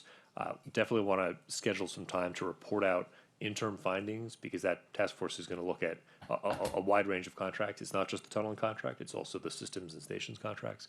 So want to come back to this board. We do a lot of that at the BSV2 committee, but I think I hear clearly from you that it's important to do it with the full board as well. So we'll make sure that the monthly updates that we do on the BSV2, rather at the full board meetings, include some of those contract packaging task force findings, and that we have some plain language memos that board members can read ahead of time too, so you're ready for the discussion. I appreciate that. Not only just plain language, but also an explanation of what some of these recommendations actually mean, and maybe some inadvertent impacts. So we can take a look at both. I think there's sometimes when you choose a recommendation, obviously you're doing it because it's a preferred method or preferred finding or preferred based on your expertise, but there's inadvertent impacts from any of the choices that we are going to make, and I think it's part of a policymaker to take a look at both sides, right? This is a preferred recommendation, and I think we can also explore or at least make mention of what inadvertent impacts that will create based on those decisions. I think that would be really helpful for me, so I can continue to learn and really be settled in with a decision ultimately. Wonderful. And then I think the other piece, I know that there is always impact to our community, whether it's the businesses, the small businesses, or the community living around some of the sites that will have some staging, and I know there's a number of them along the path. How do we, I think we can always anticipate that, and research shows that transportation infrastructure construction destabilizes small businesses, correct? In anticipation of that, how will we support those small businesses in order to make sure that they don't destabilize? And so I think it's a question really for the board to figure out whether there's an assistance program, some kind of, something that is very well thought out and formed ahead of time versus waiting for those impacts to hit. We already know what they're going to be, so that they can feel a lot more confident and accepting and supportive of the decisions that we're going to make that are going to be really difficult. And I know, just to interject again on time, because it is critically important that we get to the next item. There's a little beyond the scope of the peer review, but it's a great question from the supervisor. I know we've contemplated a very robust program and one that the board needs to actively oversee and potentially over time may need to decide to expand, to your point. So Tom, if you could just succinctly answer that, but I do want to get back to the scope of this item, which is our informational item, and then I'll remind folks our next item is the critically important action item we need to discuss. We have a funded program we call Thriving Business Program. It's meant to address the exact issues that you're describing, Supervisor, and I think it's time we brought it back to the board for a thorough update on what we're doing through that program. Perfect. Thank you. Great. And Supervisor, are you good on that good. item? Okay, awesome. So just a reminder, that was an informational item. Obviously, it's all overlapping and related topics. We're talking about the same project here. We are going to move on to item 2.2, which is our action item. We will need a motion on this item. This is an action item to approve the advancement of Scenario 1 project configuration for BSV2. The full staff recommendation is shown on the screen. Worth taking a moment to familiarize yourself with that. I think a couple folks on the hot seat here are going to switch out, but we're still continuing on with Tom McGuire, our Chief Capital Mega Projects Delivery Officer, and we'll jump into the staff presentation.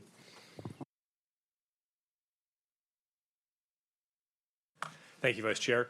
So the recommendation today before you is to approve what we call the configuration of the program.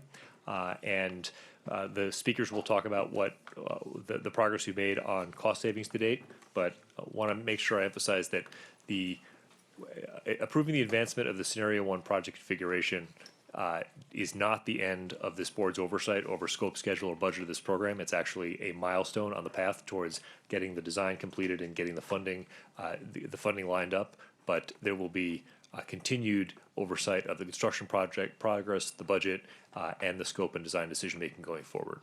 Why does it matter? It matters because with consensus around a high level configuration, we can we can reactivate our design teams, many of which have been on hold for months now as we work through cost savings, to answer the kind of questions that Director Jane and others have asked about specific factors in the program. Advancing that 60% design gets us in position to apply for the full funded grant agreement. It allows us to protect our critical path towards tunnel construction, and it allows the overall program to stay on schedule as we pursue the next tunnel contractor. And it'll have the input from the peer review that we heard from earlier today, the own project team's cost and schedule estimates, and feedback we've received from the independent consultant. A reminder, and again, this is material we've been covering at both the board and the BSV2 Oversight Committee, but there are 4 major areas of cost savings that have been, that are still outstanding: systems, the downtown stations, the yard, and the project configuration. I will let subject matter experts, we'll talk a little bit about each of those today, but I want to let you know that in addition to the technical work, there will continue to be stakeholder engagement with our downtown stakeholders and with our partners at BART. That never ends. That'll continue far beyond the decision about a configuration. I'm going to ask Matt Shipman, who's our systems lead, to talk a little bit about the systems cost savings. Thanks, Tom. So we heard a lot about systems earlier, about what does it mean, or what is it, and so I'm going to talk briefly about what each element is, consists of systems. So we're off on the right-hand side. You can see the elements that are traction power, which is providing power to the trains to allow them to move along the system. We have the facility power, which provides power to the stations and energy for the vertical circulation, such as elevators, escalators, lighting, and other station facilities. We have the train control system, which manages the train movement throughout the system and keeps them separated safely. Communication systems, which provides the passenger information systems, as well as telephones, radio, and other data networks. Security systems has the CCTV and intrusion detection, fare collection, which is ticketing and goes back to BART.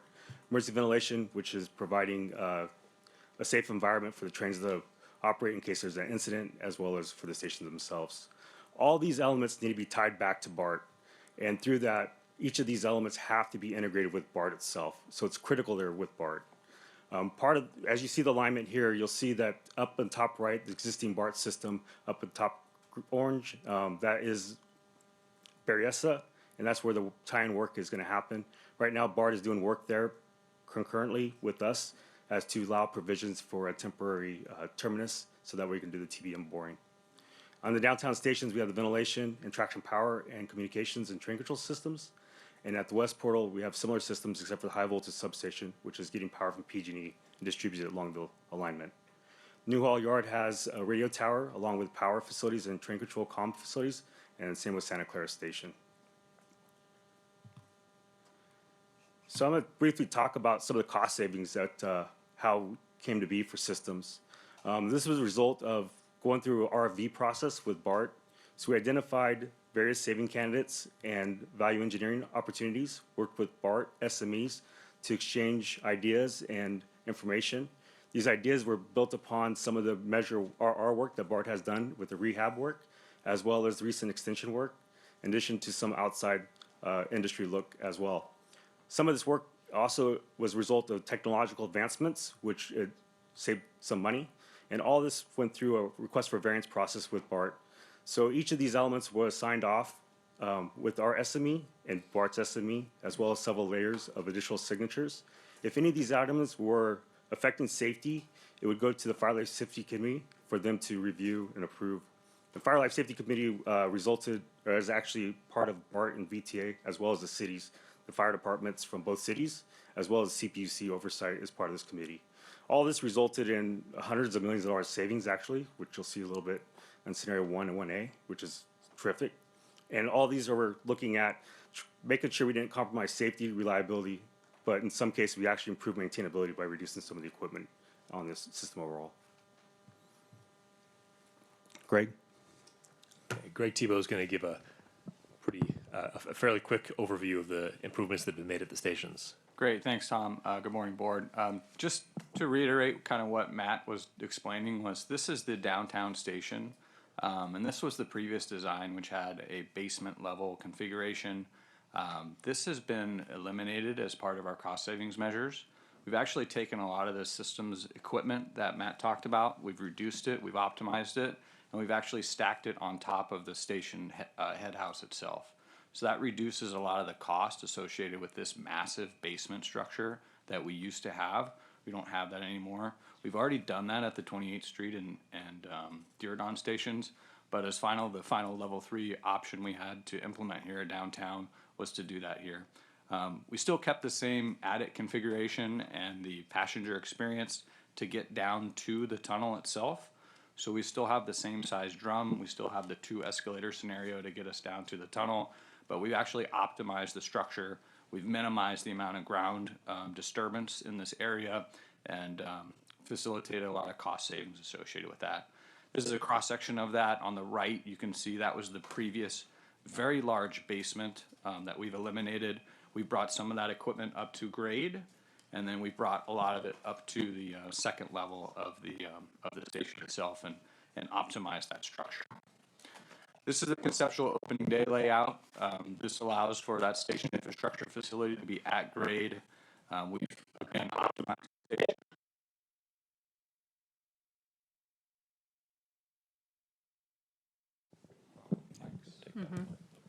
Great, thanks. As well as allowed for a day 1 scenario for a public space. We're working with VTA Real Estate on the ultimate build out of this transit-oriented development, which will encircle the station as well as the entire block in this area. Again, we're also working with the City of San Jose and our stakeholders for the downtown community. This is a very simple rendering of a very blank slate of kind of what that facade might look like. We've got a lot of opportunity with the community working group and our stakeholders to make this station look and feel integrated with the community downtown. We're going to continue our regular engagement with the City of San Jose and our stakeholders, our VTA Real Estate team, BART, as well as all the downtown community. We had an interim working group session in September, and then we had some other working group sessions the last 2 weeks ago with both the 28th Street community members, the downtown community members, and Santa Clara. And those are some elements we'll engage with in 2026 as well. Sure, thanks. And the final thing about final cost saving area before we get to the tunneling scenarios, just repeating what we've said before, we're going to work closely with BART leadership to make sure that we've got a yard proposal that we can prepare, that we can present jointly to both general managers for finalization. But we're really here to talk about is scenarios 1 and 1A, and I'm going to let Sarah Wilson talk about that. And mindful of time, we're going to do it relatively quickly, but you'll let us know if you have questions. So reviewing again what scenarios 1 and 1A are, you do have a placemat with these plan views. Scenario 1 on the left is the 53.5-foot diameter TBM progressing from the west tunnel portal all the way through the alignment to the east tunnel portal. 1A launches the 53-foot diameter TBM from the west tunnel portal and also launches a 40-foot diameter TBM, which is the smallest single bore diameter that the task force determined could be done, taking into account regulatory requirements and fire life safety, from the east tunnel portal and then meeting up with the larger single bore tunnel downtown. This necessitates a number of new things and changes, which I'll review. Okay. One of the things is, here's a little bit of the look into what goes inside the tunnel. The fun part is the tunnel excavation, and that goes first. Oh, we've got, come on in. Thank you. And then we have to install structural elements inside the tunnel. We call it the TIBO, or Tunnel Interior Build Out, not to be confused with Greg Thibault, which actually was really hard for me when I first started here. I was like, is he doing the tunnel? I don't understand. So after those interior structures go in, then the track work goes in so that we can run trains for passenger service, and then systems so that the trains can operate safely. That's the order of tunnel construction for scenario 1, which is the large diameter, 53.5-foot diameter bore. For 1A, there's an extra step in the middle. So after the tunnel is excavated and the TIBO is put in, then we have to wait for the TBMs to get extracted prior to installing the track work and systems in the tunnel. So again, scenario 1A, we're going to go into some detail here as to what are some of the new things that are introduced by this configuration. This is the 53 and the 40-foot meeting up with each other, concurrent tunneling. Wonderful idea. We thought would save us something because if you have a tunnel, it makes the schedule linear. You just have to continue doing the tunnel for the whole tunnel. And if you do another one, theoretically, you could save time and money. Okay, for scenario 1A, we do introduce that smaller single bore. In order to do that, we need to launch it from the east portal. So there's a launch structure that has to go in, and we have to buy the 40-foot diameter TBM. It converts the 28th Street Little Portugal station and its physical footprint significantly. And I'll show you why. The 40-foot machine isn't large enough to house an entire station. It also introduces the need at that meetup location where the 53 and the 40 come together to excavate from the surface an opening that can be used to extract the largest pieces of both TBMs. Schedule considerations are, it takes us some time to develop that east portal and get the startup activities going. You'll see the results of that shortly. The smaller TBM does, we expect, have the ability to excavate faster. It is it's quite interesting, the proportion of excavated material between the two, and it does create an opportunity to go faster just for that portion. And then you have to take the TBMs out. Why do we have to build a station box for 28th Street that's much, much bigger? The platform on the left in the 40-foot machine, it's right through the middle of the trains. It doesn't work. Our center platform on the right is housed right in between the trains in the larger bore. In the smaller bore, once we get to a station where we need a platform, it doesn't work. I'll show you the 28th Street station next, but first this is the east portal. We have to, as I mentioned, get another machine. And then the east portal becomes a launch structure, a launch shaft, rather than just a receiving shaft where the TBM is extracted out. This requires servicing of the tunnel operation. So there's a larger temporary excavation so the TBM can be assembled and launched.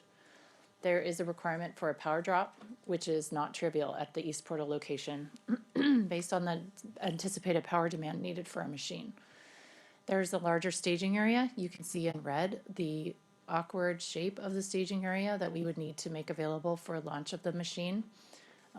And this would lend itself to some inefficiencies with regard to staging a tunnel operation.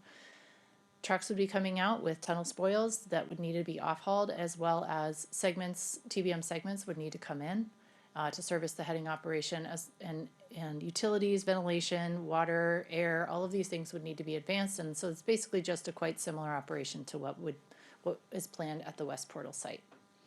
Moving back to the 28th Street station, the periwinkle blue indicates the drum that was shown in cross-section earlier, the round drum at 28th Street, and a surface ventilation facility that's needed at 28th Street for scenario 1. Moving to scenario 1A, we would need that much, much larger rectangle, open cut, to house the entirety of the subsurface station. So it really converts the work at 28th Street to being more impactful. At the meetup location, anticipated to be downtown, somewhere between 3rd and 7th Street. As I mentioned, this would require an excavation, a meetup shaft. In order for us to do that from the ground surface, we have to do demolition, utility relocation. There's additional instrumentation that would need to go in here. Slurry wall construction, which is a top-down pre-installation of the wall support for the shaft, just as we're doing at the West Portal. Excavation, road decking, bring in a crane, take TBM pieces out, disassemble them off-street, and then backfill the shaft and reinstate the road. What we found with the schedule for scenario 1A is right at the beginning of the 40-foot launch from the East Portal, the need for developing a 40-foot launch from the East Portal is a number of different concurrent activities that are on the critical path. Environmental is on the critical path with the design timeline, with the right-of-way acquisition, which is extensive there. With the need for temporary power, we do have an extensive timeline from PG&E related to significant system upgrades that would be required in that area, including a study, which takes a minimum of 8 months just for the study. Also, coordination with BART and integration into the existing system there, including fence separation or BART presence once that fence is taken down. So a number of activities need to happen perfectly and concurrently at the beginning of the schedule, and they have to happen before we can launch our TBM. Then if you move down, you can see there are contract documents prepared at the same time as all of that is happening. And then finally, the TBM fabrication, shipping, associated equipment and lining, and then finally launch of the TBM. For the other end of the alignment on the on scenario 1A for the 53-foot diameter TBM, the schedule looks a bit simpler because we're already underway trying to facilitate that operation. So there is a procurement period and then potentially a CMGC contractor coming on board, TBM items that are needed, pre-tunneling items that are needed to progress prior to launch of our TBM after we ship it. So in scenario 1A, schedule-wise, we have at month 0, we launch our 53-foot TBM. 10 months later, we can launch our 40-foot TBM due to those activities that need to occur prior to launch. At month 18, the large TBM gets to our meetup location, but the small TBM isn't there yet. 7 months later, the small TBM arrives downtown, and therefore our lovely idea to build 2 tunnels at the same time and save schedule isn't quite as successful as we thought it might be. On this schedule, right about in the middle, you can see plus or minus 7 months. That's the lag between the first TBM arrival and the second. Below that, in a little green rectangle, is the 53-foot diameter TBM. That's disassembly and extraction of the large diameter TBM, followed by a little bit of wait time, and then the 40-foot diameter TBM extraction and removal. If we shift the meetup location, which doesn't save as much money because larger diameter bore costs more money, it also doesn't actually help us. So same situation, month 0, the west portal launch, month 10, the east portal launch, month 18, the west portal, the large diameter TBM gets to the meetup and the small diameter TBM is still working. Month 21, the small diameter TBM arrives, the large diameter TBM arrives, and then the small diameter TBM arrives 1 month later. This is not a better situation. Now the yellow box says less than 1 month, and that isn't enough time for us to extract and take apart the 53-foot diameter TBM. In the green box below, you can see that it extends for a while, and the 40-foot diameter TBM actually just has to sit there and wait in order to get extracted. Okay, so that's the schedule. That's the schedule implications of scenario 1A. We also want to take you for a high-level walk through the costs and sum up all the cost-saving work that's been done to date. So remember that back in 2024, we had a $12.7 billion cost estimate. That's the basis for the federal funding award. Here's what we just changed on the fly here. Here's where we've changed. Save money over time. Systems and criteria, as Matt said, we've got a $400 million of savings there. The underground station savings that Greg described, $300 million. We're putting a range of everywhere from $450 million down to 0 for the new haul yard. We don't want to count every dollar there until we come to agreement with BART, but we do know there are significant savings in that area. We've already found $200 million in parking garages and $150 million in interior miscellaneous savings in the tunnel in levels 1 and 2 cost savings. However, it's important to note that because of the delay related to the off-ramp, because of the cost of time as we continue to design rather than make decisions and move construction forward, and because of a prudent increase in contingency that we need to put back in because of the mismatch between our internal cost estimates and KST's price, we're suggesting that that $1.5 billion of negative is offset by about $900 million of potential net additional costs. Now, these are all rough order of magnitude costs. They won't be more precise until we get to 60% design. But at a scenario planning level, what we're saying is that scenario 1 results in a price range of $12.1 to $12.5 billion, and that scenario 2 results in a higher cost, $12.7 to $13.8. And the $800 million of additional costs that you see described there close to the bottom breaks down as follows. And again, these are the items that Sarah just narrated on the slides. The east portal, the additional expense of the station, new ventilation facilities, everything you see here. There are some savings. Handling less muck and building a smaller tunnel does save $150 million, but that is netted out by much higher costs for that you need to start up the tunnel and everything you see there in red. And that's what the $800 million comes from. So our conclusion is that scenario 1 is the scenario that gives us the best chance of meeting our schedule and our budget. And our recommendation is to proceed with our 60% design and pursuit of federal funds on the basis of scenario 1. And with that, we look forward to your questions and discussion. All right, well, thank you to the staff for that report. And before we come back to the committee to consider a motion, we're going to go to public comment. First, we have in the room Harry Neal.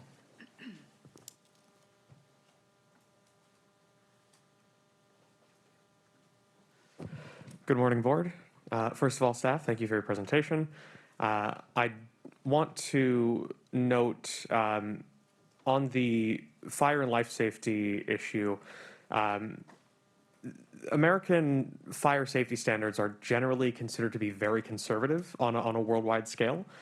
In Europe, for example, our fire safety standards for subway tunnels are more than double as strict as a lot of European standards are.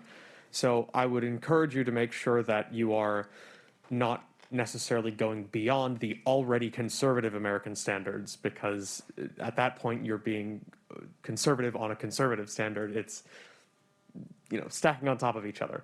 I would also say on the savings, please do continue to look for savings in professional services. Please, as much as possible, bring some of that service in-house rather than contracting it out. Thank you. And we have a few online. I will call on Roland, followed by Gambi, Liz, and Anthony. Roland, you may begin speaking when ready. Thank you. So there are 2 fatal poison pills in scenario 1A, the 40-foot single bore, and the meeting point. Please refer to my letter under item 2.1 for details and watch the April 2020 board workshop recording. The link is in the letter. With regards to station redesign, what happened to the private sector? Or as former Mayor Chuck Reed once famously said, what happened to the rest of the building? And last but not least, Director Jane mentioned what happened in Seattle. The shift of focus San Jose was going to happen during the now that scenario 1 moved the alignment from south of West Santa Clara to Santa Clara. This change in alignment moved the Caltrain Bridge critical paths, including the support column in the middle of the bridge. The question to the chair is what's going to happen once the single bore TBM is the bridge foundation? Is the TBM going to break just like it did in Seattle? Or is the Caltrain Bridge going to collapse? Or do we have to wait for the bridge to be redesigned? Thank you. Gambi. You may begin speaking when ready, Gambi. Thank you. Hi, this is Gumby Marcus from the San Jose Downtown Association. Sorry that I can't be there in person, but I'm here in strong support of scenario number 1, which seems to make the most sense in terms of both the cost savings or 1A being more expensive and putting the burden on the east side, which quite frankly doesn't make any sense. I'm looking for the least disruption to all of our businesses. In addition, I would encourage the continuation of the development and looking for cost savings and beautiful design on our stations, particularly in the downtown stations. I'm very happy to say that we have been engaged in that process.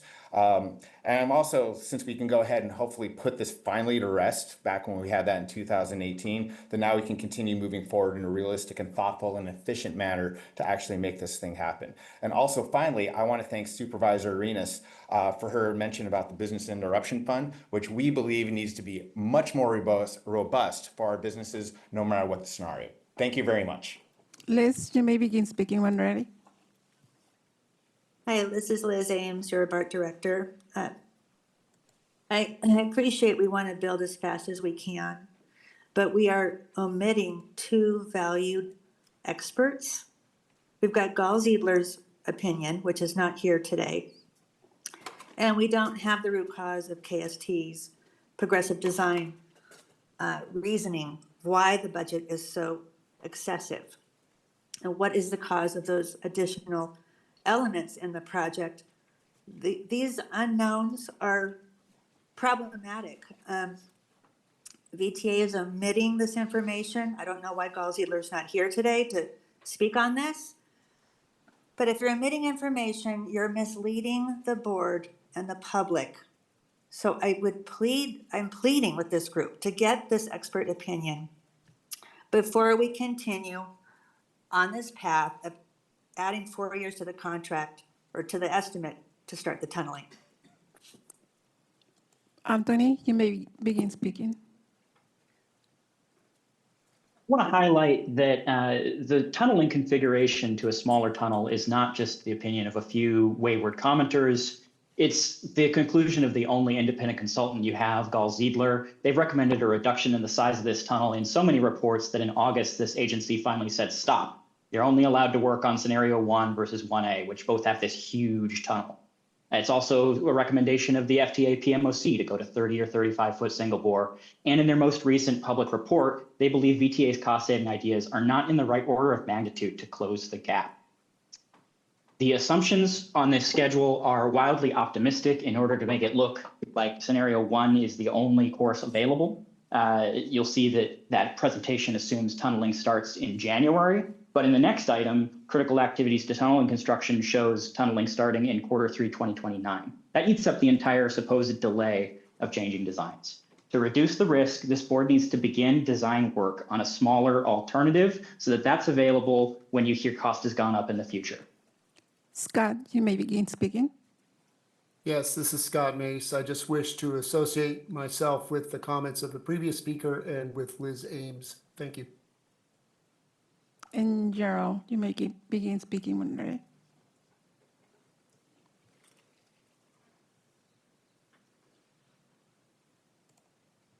Gerald?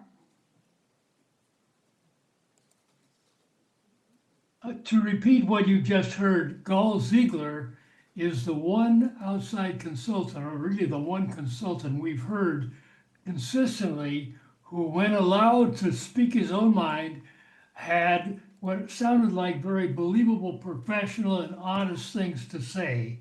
It's very disturbing that he is not being allowed to independently give you that experience that he's had going over months of involvement. We heard some good things today, but these are people who have been involved for just a few weeks. Gall Ziegler was around for at least a year and a half, and we think that his opinions should be considered, whatever they are, however discordant they are to the first priority that's being expressed here today. Thank you.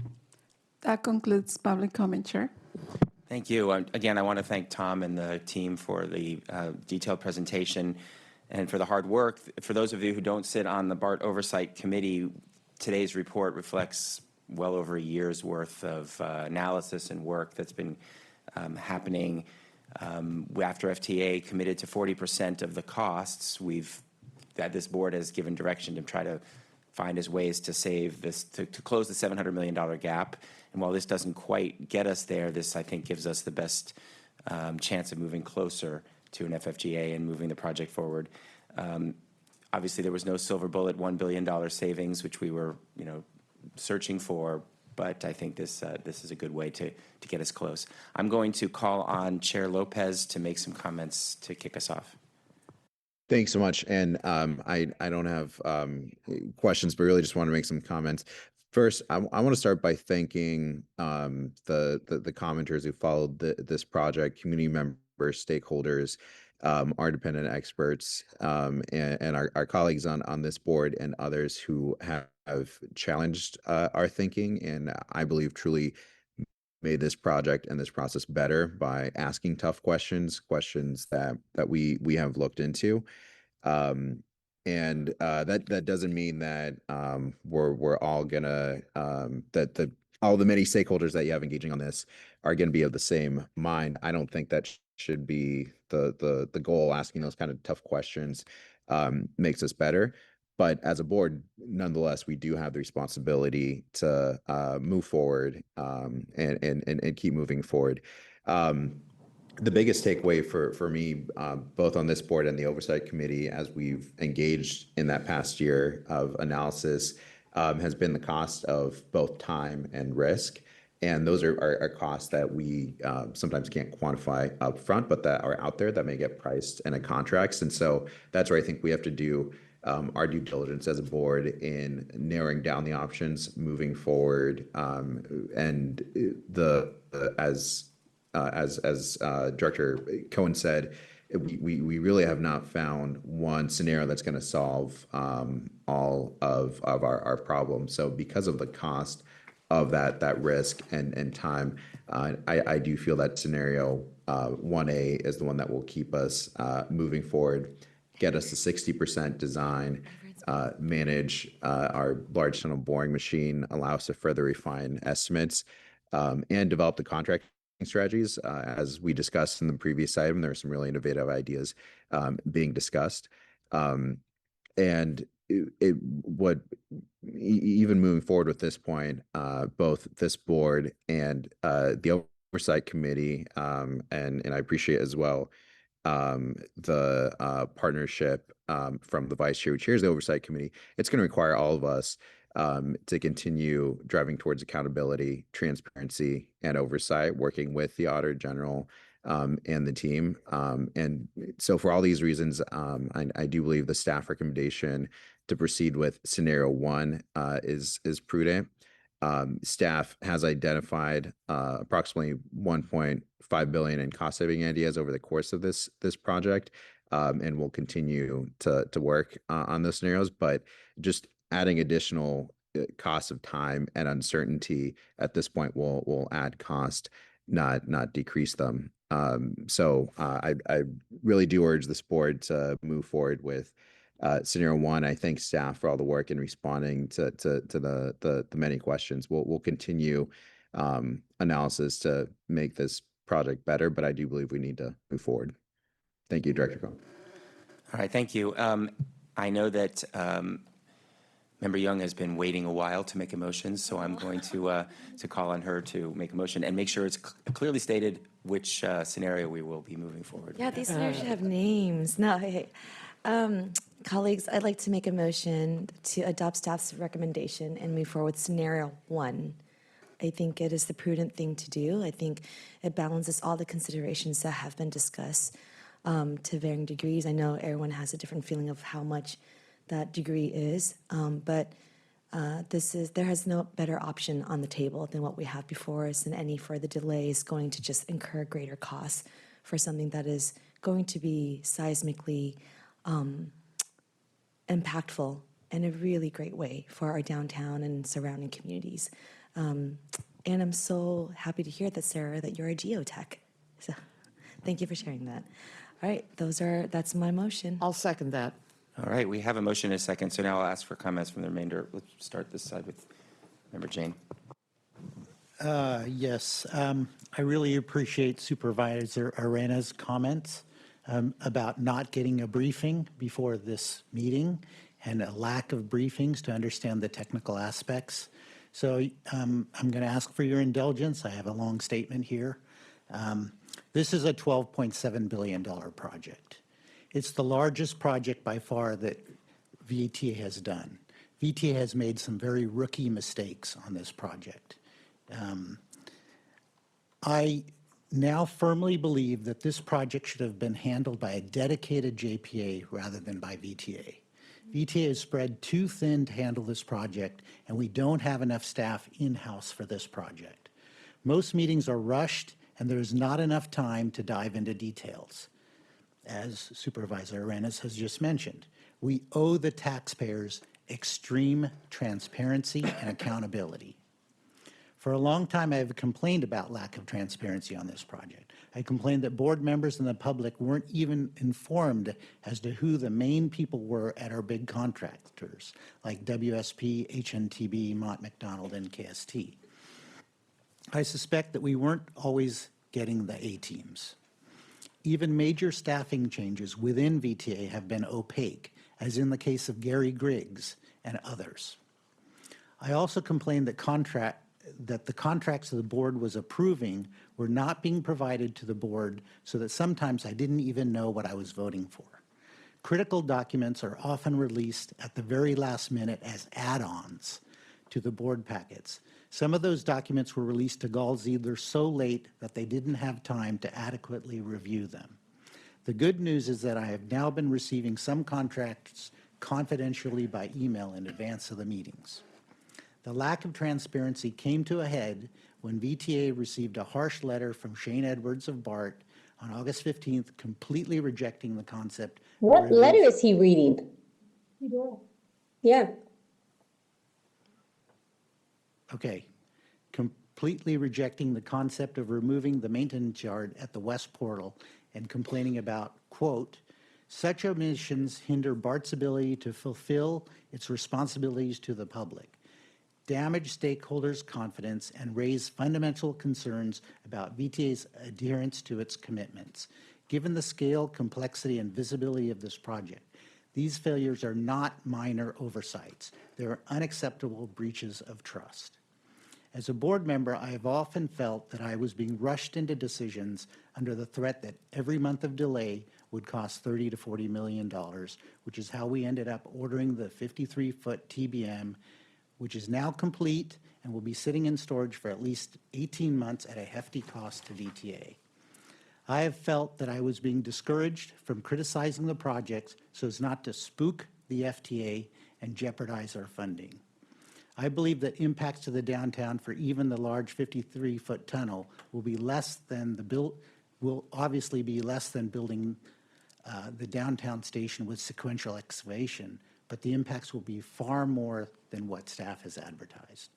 The board asked for a comparison between single large bore and twin bore years ago, and the first report was sorely inadequate, so the study was redone and received the analysis just a couple of months ago. I believe that report had serious flaws, as the Bechtel report showed more pros and fewer cons for twin bore. Also, it took far too long for us to get the report from the PMOC Value Engineering Workshop in December 2023, and far too long to get Gall Ziedler's detailed 18-page report on cost reduction options. After all the various studies and peer reviews, I still have little confidence that Scenario 1 will come under the $12.7 billion after we get bids from the Line and Mine CP5. I personally believe that the decision to go to Scenario 1 was essentially decided when we ordered the TBM years ago, leading to a very expensive TBM launch structure. I still don't believe the TBM advance rates, especially since we are muck-bound. For these and many other reasons, I will be voting against staff's recommendation. All right, thank you. I just want to clarify one thing. I did receive a briefing, and I just wanted to ask Tom. I think my understanding is everyone was offered a briefing. Can you just talk about that for a second? That's right. I believe we've offered every board member a briefing on this topic, and some have had several already since early October. Yeah, I do want to thank you for the detailed briefing I received last week. Okay, so Supervisor Arenas. Yes, thank you. I wanted to see if we can have a friendly amendment and include what did you call the program for this, for the business impact? The Thriving Business Program. The Thriving Business Program. I'm hoping that we can include that to reestablish it and bring it back into this project. So if that could be included in the motion. Yeah, the program is currently active. Oh, I thought you said you were going to reestablish So it. I wanted to bring it back to daylight it for the board and give you a presentation about it. Oh, I see what you mean. Okay, so was always a plan to include it here as part of this project? It is part of this project, yes. It is part of this project. Okay, that wasn't clear. But an amendment would be in order to make sure that a report is brought back to the board to understand this better. Okay, if we can make that as part of the motion, and thank you, Happy Chair. to accept the amendment. I'll turn to my second to see if that's amenable. Absolutely, yes. Fantastic. And finally, I just want to say I did receive a briefing, but the briefing is very different than a technical workshop that breaks down a lot of these concepts and allows you to understand in a way that a briefing just could never really do. Thank you. Thank you. I thought I saw Member Kamei's hand up, but I think it might have gone down. Did you want to comment? If not, any other comments in the room? Okay, Member Byrd. Thank you.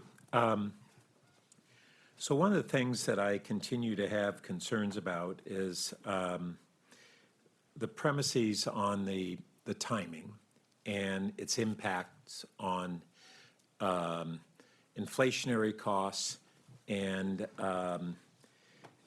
what we should proceed and when.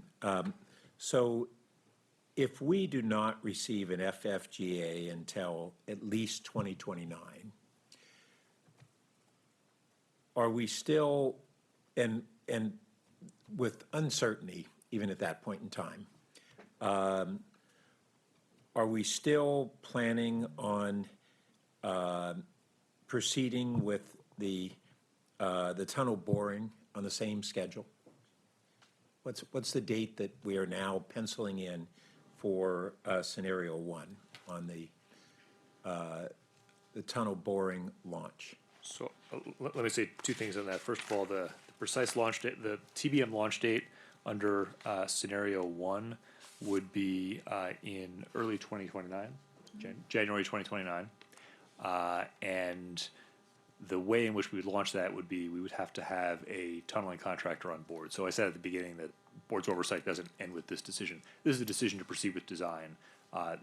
When that design is complete, we'll have to come back and talk about whether and how to procure that tunnel contractor. So that'll be the time at which we decide whether we're going to move forward with the digging. If we don't have an FFGA, is it your anticipation that we would begin that launch in early 2029, or that we would not begin it until we have the FFGA? I think that's an issue that we want to explore further with the board. We do want to keep options open for both scenarios, yes and no FFGA.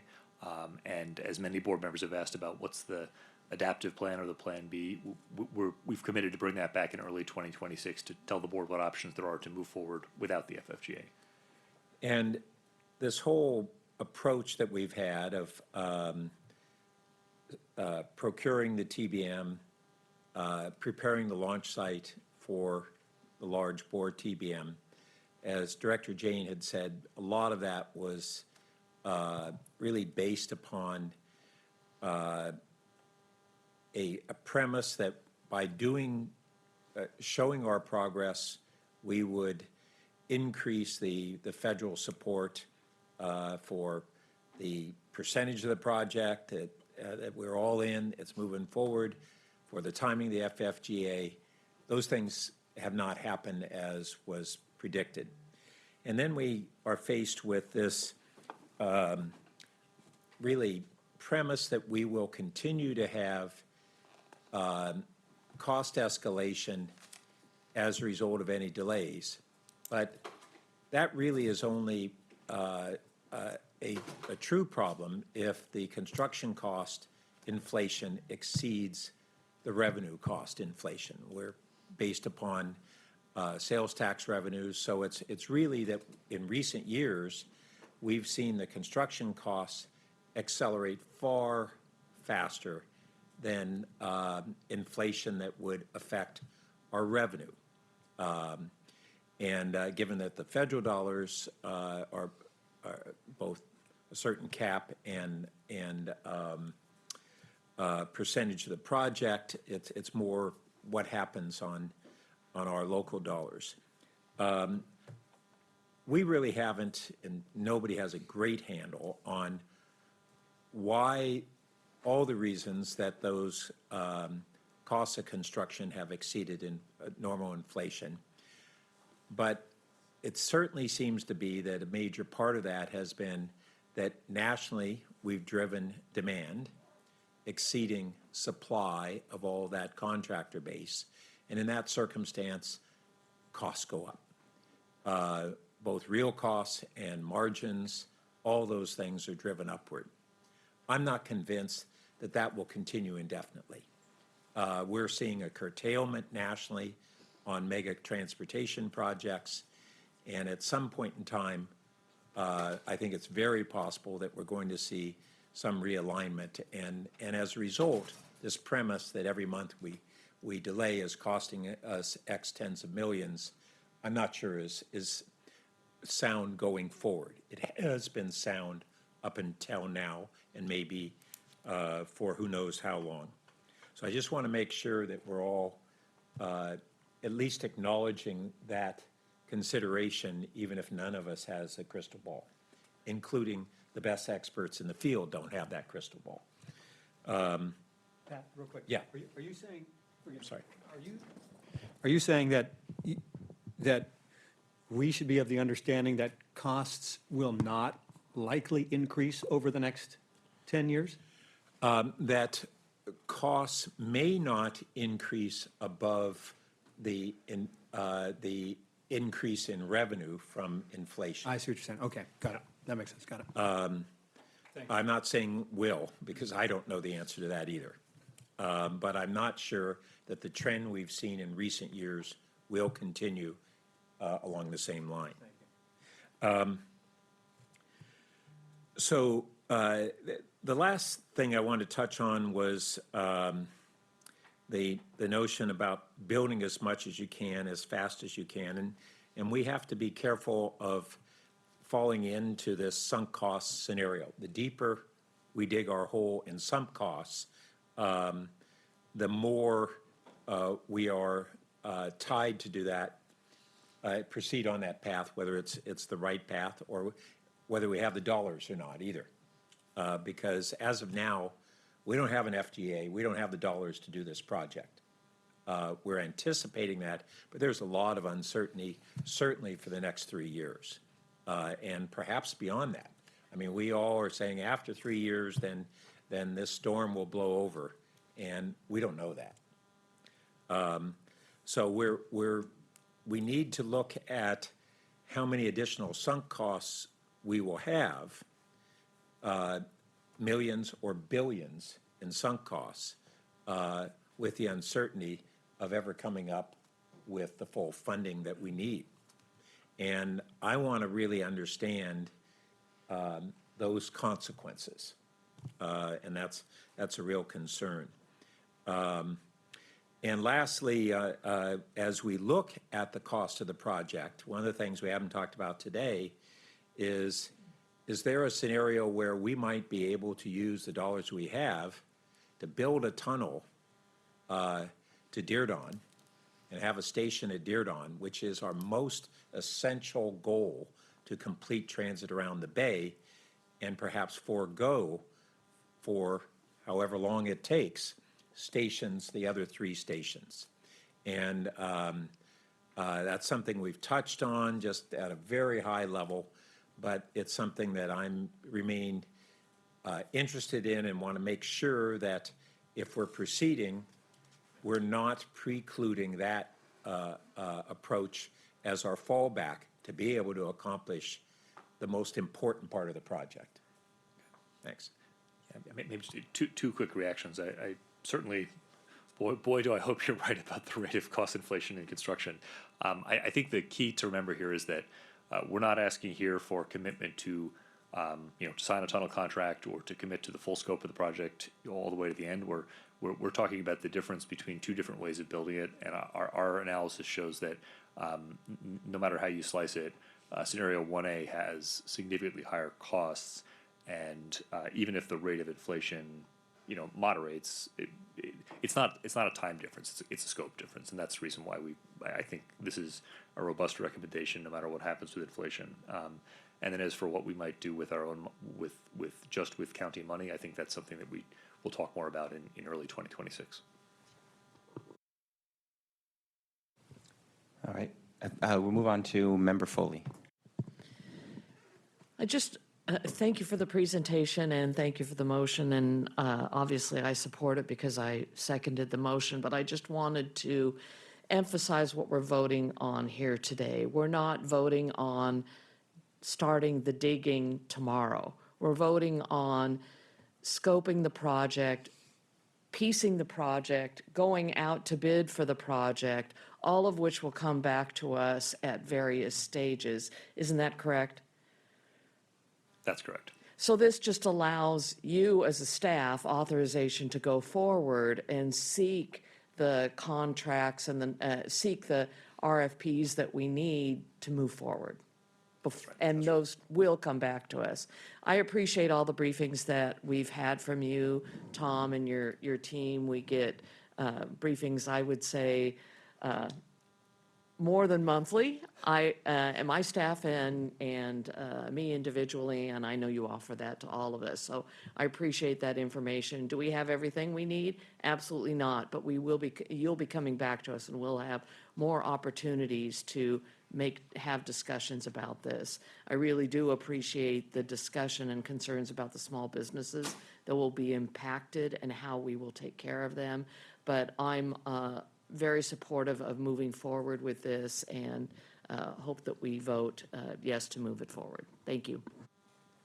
Thank you. I'm not seeing other hands. I'm going to make a few comments myself too. This motion is more than just about moving forward with seeking contracts, but about just continuing with the more robust engineering design of the project so that we actually know more about the cost and the details and are ready to go forward with those.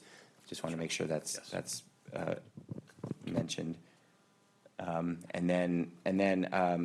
know that we had talked about a $700 million gap. It looks to me like we feel comfortable that we filled about $100 to $200 million. The Newhall Yard being a large piece that can get us above $500 to $600 million. So we're getting closer. The expectation, I think, is that the engineering design work will help us refine cost and seek other ways in addition to additional work on station refinement? That's right. The additional engineering work will do two things. Number one, it'll allow us to engage in more detailed ways with our stakeholders, but also that high-level cost table, which has numbers rounded to the nearest 50 million, will be much more precise because we'll have gotten to a 60% level of design, and we'll be doing several interim estimates along the way in partnership with the federal PMOC as well, so that you'll have a more precision around those numbers, and we'll be able to ask our designers to design to budget over the next 9 months so that we're having a downward, not an upward trend in costs. Right, and as you know, Tom, I've been asking for a long time for, similar to along the lines of Member Burt, the question of what are some of the scaled down scenarios that we can do without necessarily having to rely on federal funding? Where would we go, and what is the options? From my opinion, the tunnel needs to be done either way. We just have to figure out what stations can we afford to do, which ones will have to be delayed. I look forward to those conversations going forward as we move along with the project. The one thing that of course gives me heartburn, and I'm sure does for all of you, is something raised by Member Jane before, is the whole question of the reliability of the TBM. What happens in a scenario where something goes wrong? We're relying on one TBM from one direction, and it concerns me, that excavation risk. But having said that, I'm excited to see the next phase of design, and we'll be supporting the motion. Just for a time check, we're at noon, so. I just want to clarify the motion. The motion is to proceed on scenario 1, not look at any more work on scenario 1A or 1B or 1C or level 4 cost reductions. Is that correct? My motion, yes, that's correct. Okay. Can I make a quick comment about level 4 cost savings? Right. Yeah. So level 4 cost savings refers to looking at ways to change the scope outside the current environmental record of decision, and it would involve some very challenging issues, potentially even stations. That is not something we're currently contemplating as part of the FFGA application. It's a topic that we would want to talk with the board about more in the spring. So I want to be careful about maybe level 4 is not on the list the way 1A and 1B would be. Yeah, we're not eliminating potential cost saving paths. We're moving forward with one as the principal design As the option. basis of the design, yes. Right. Okay. I think Member Sell. I had something quick. So I'll be voting yes on this because we went into that peer review not knowing the outcome. And I guess we're here right now with this motion and this because that peer review went well. So I want to congratulate the staff. And I see Member Kamei raise her hand. All right. Member Kamei, go ahead and unmute and make a comment if you have one.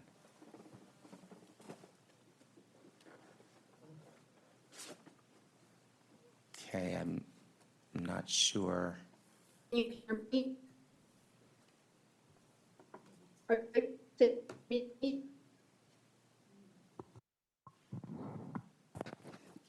Director Kamei, can you unmute and begin speaking? When yeah, really bad signal. Yeah, it sounds like we're not going to be able to. All right, I'm not sure we're going to be able to hear from you, so I think we'll have to move on and move on to our vote if there's no other hands up. So let's do a roll call vote. Okay, thank you. Arenas is absent. Candelas? Here, yes, sorry. Cohen? Aye. Young? Yes. Foley? Aye. Jane? No. Kamei? I will come back to you. Sel? Yes. Turner? Yes. Weinberg? Yes. Chairperson Lopez? Aye. And Member Kamei?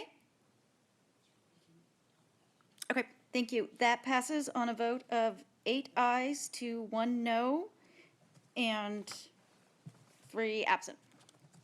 Okay, thank you, everyone. We're at noon, and I think we're going to plan to defer item 2.3 to our November board meeting, which brings us to any announcements, any comments? If not, we are going to adjourn at 12:05 p.m.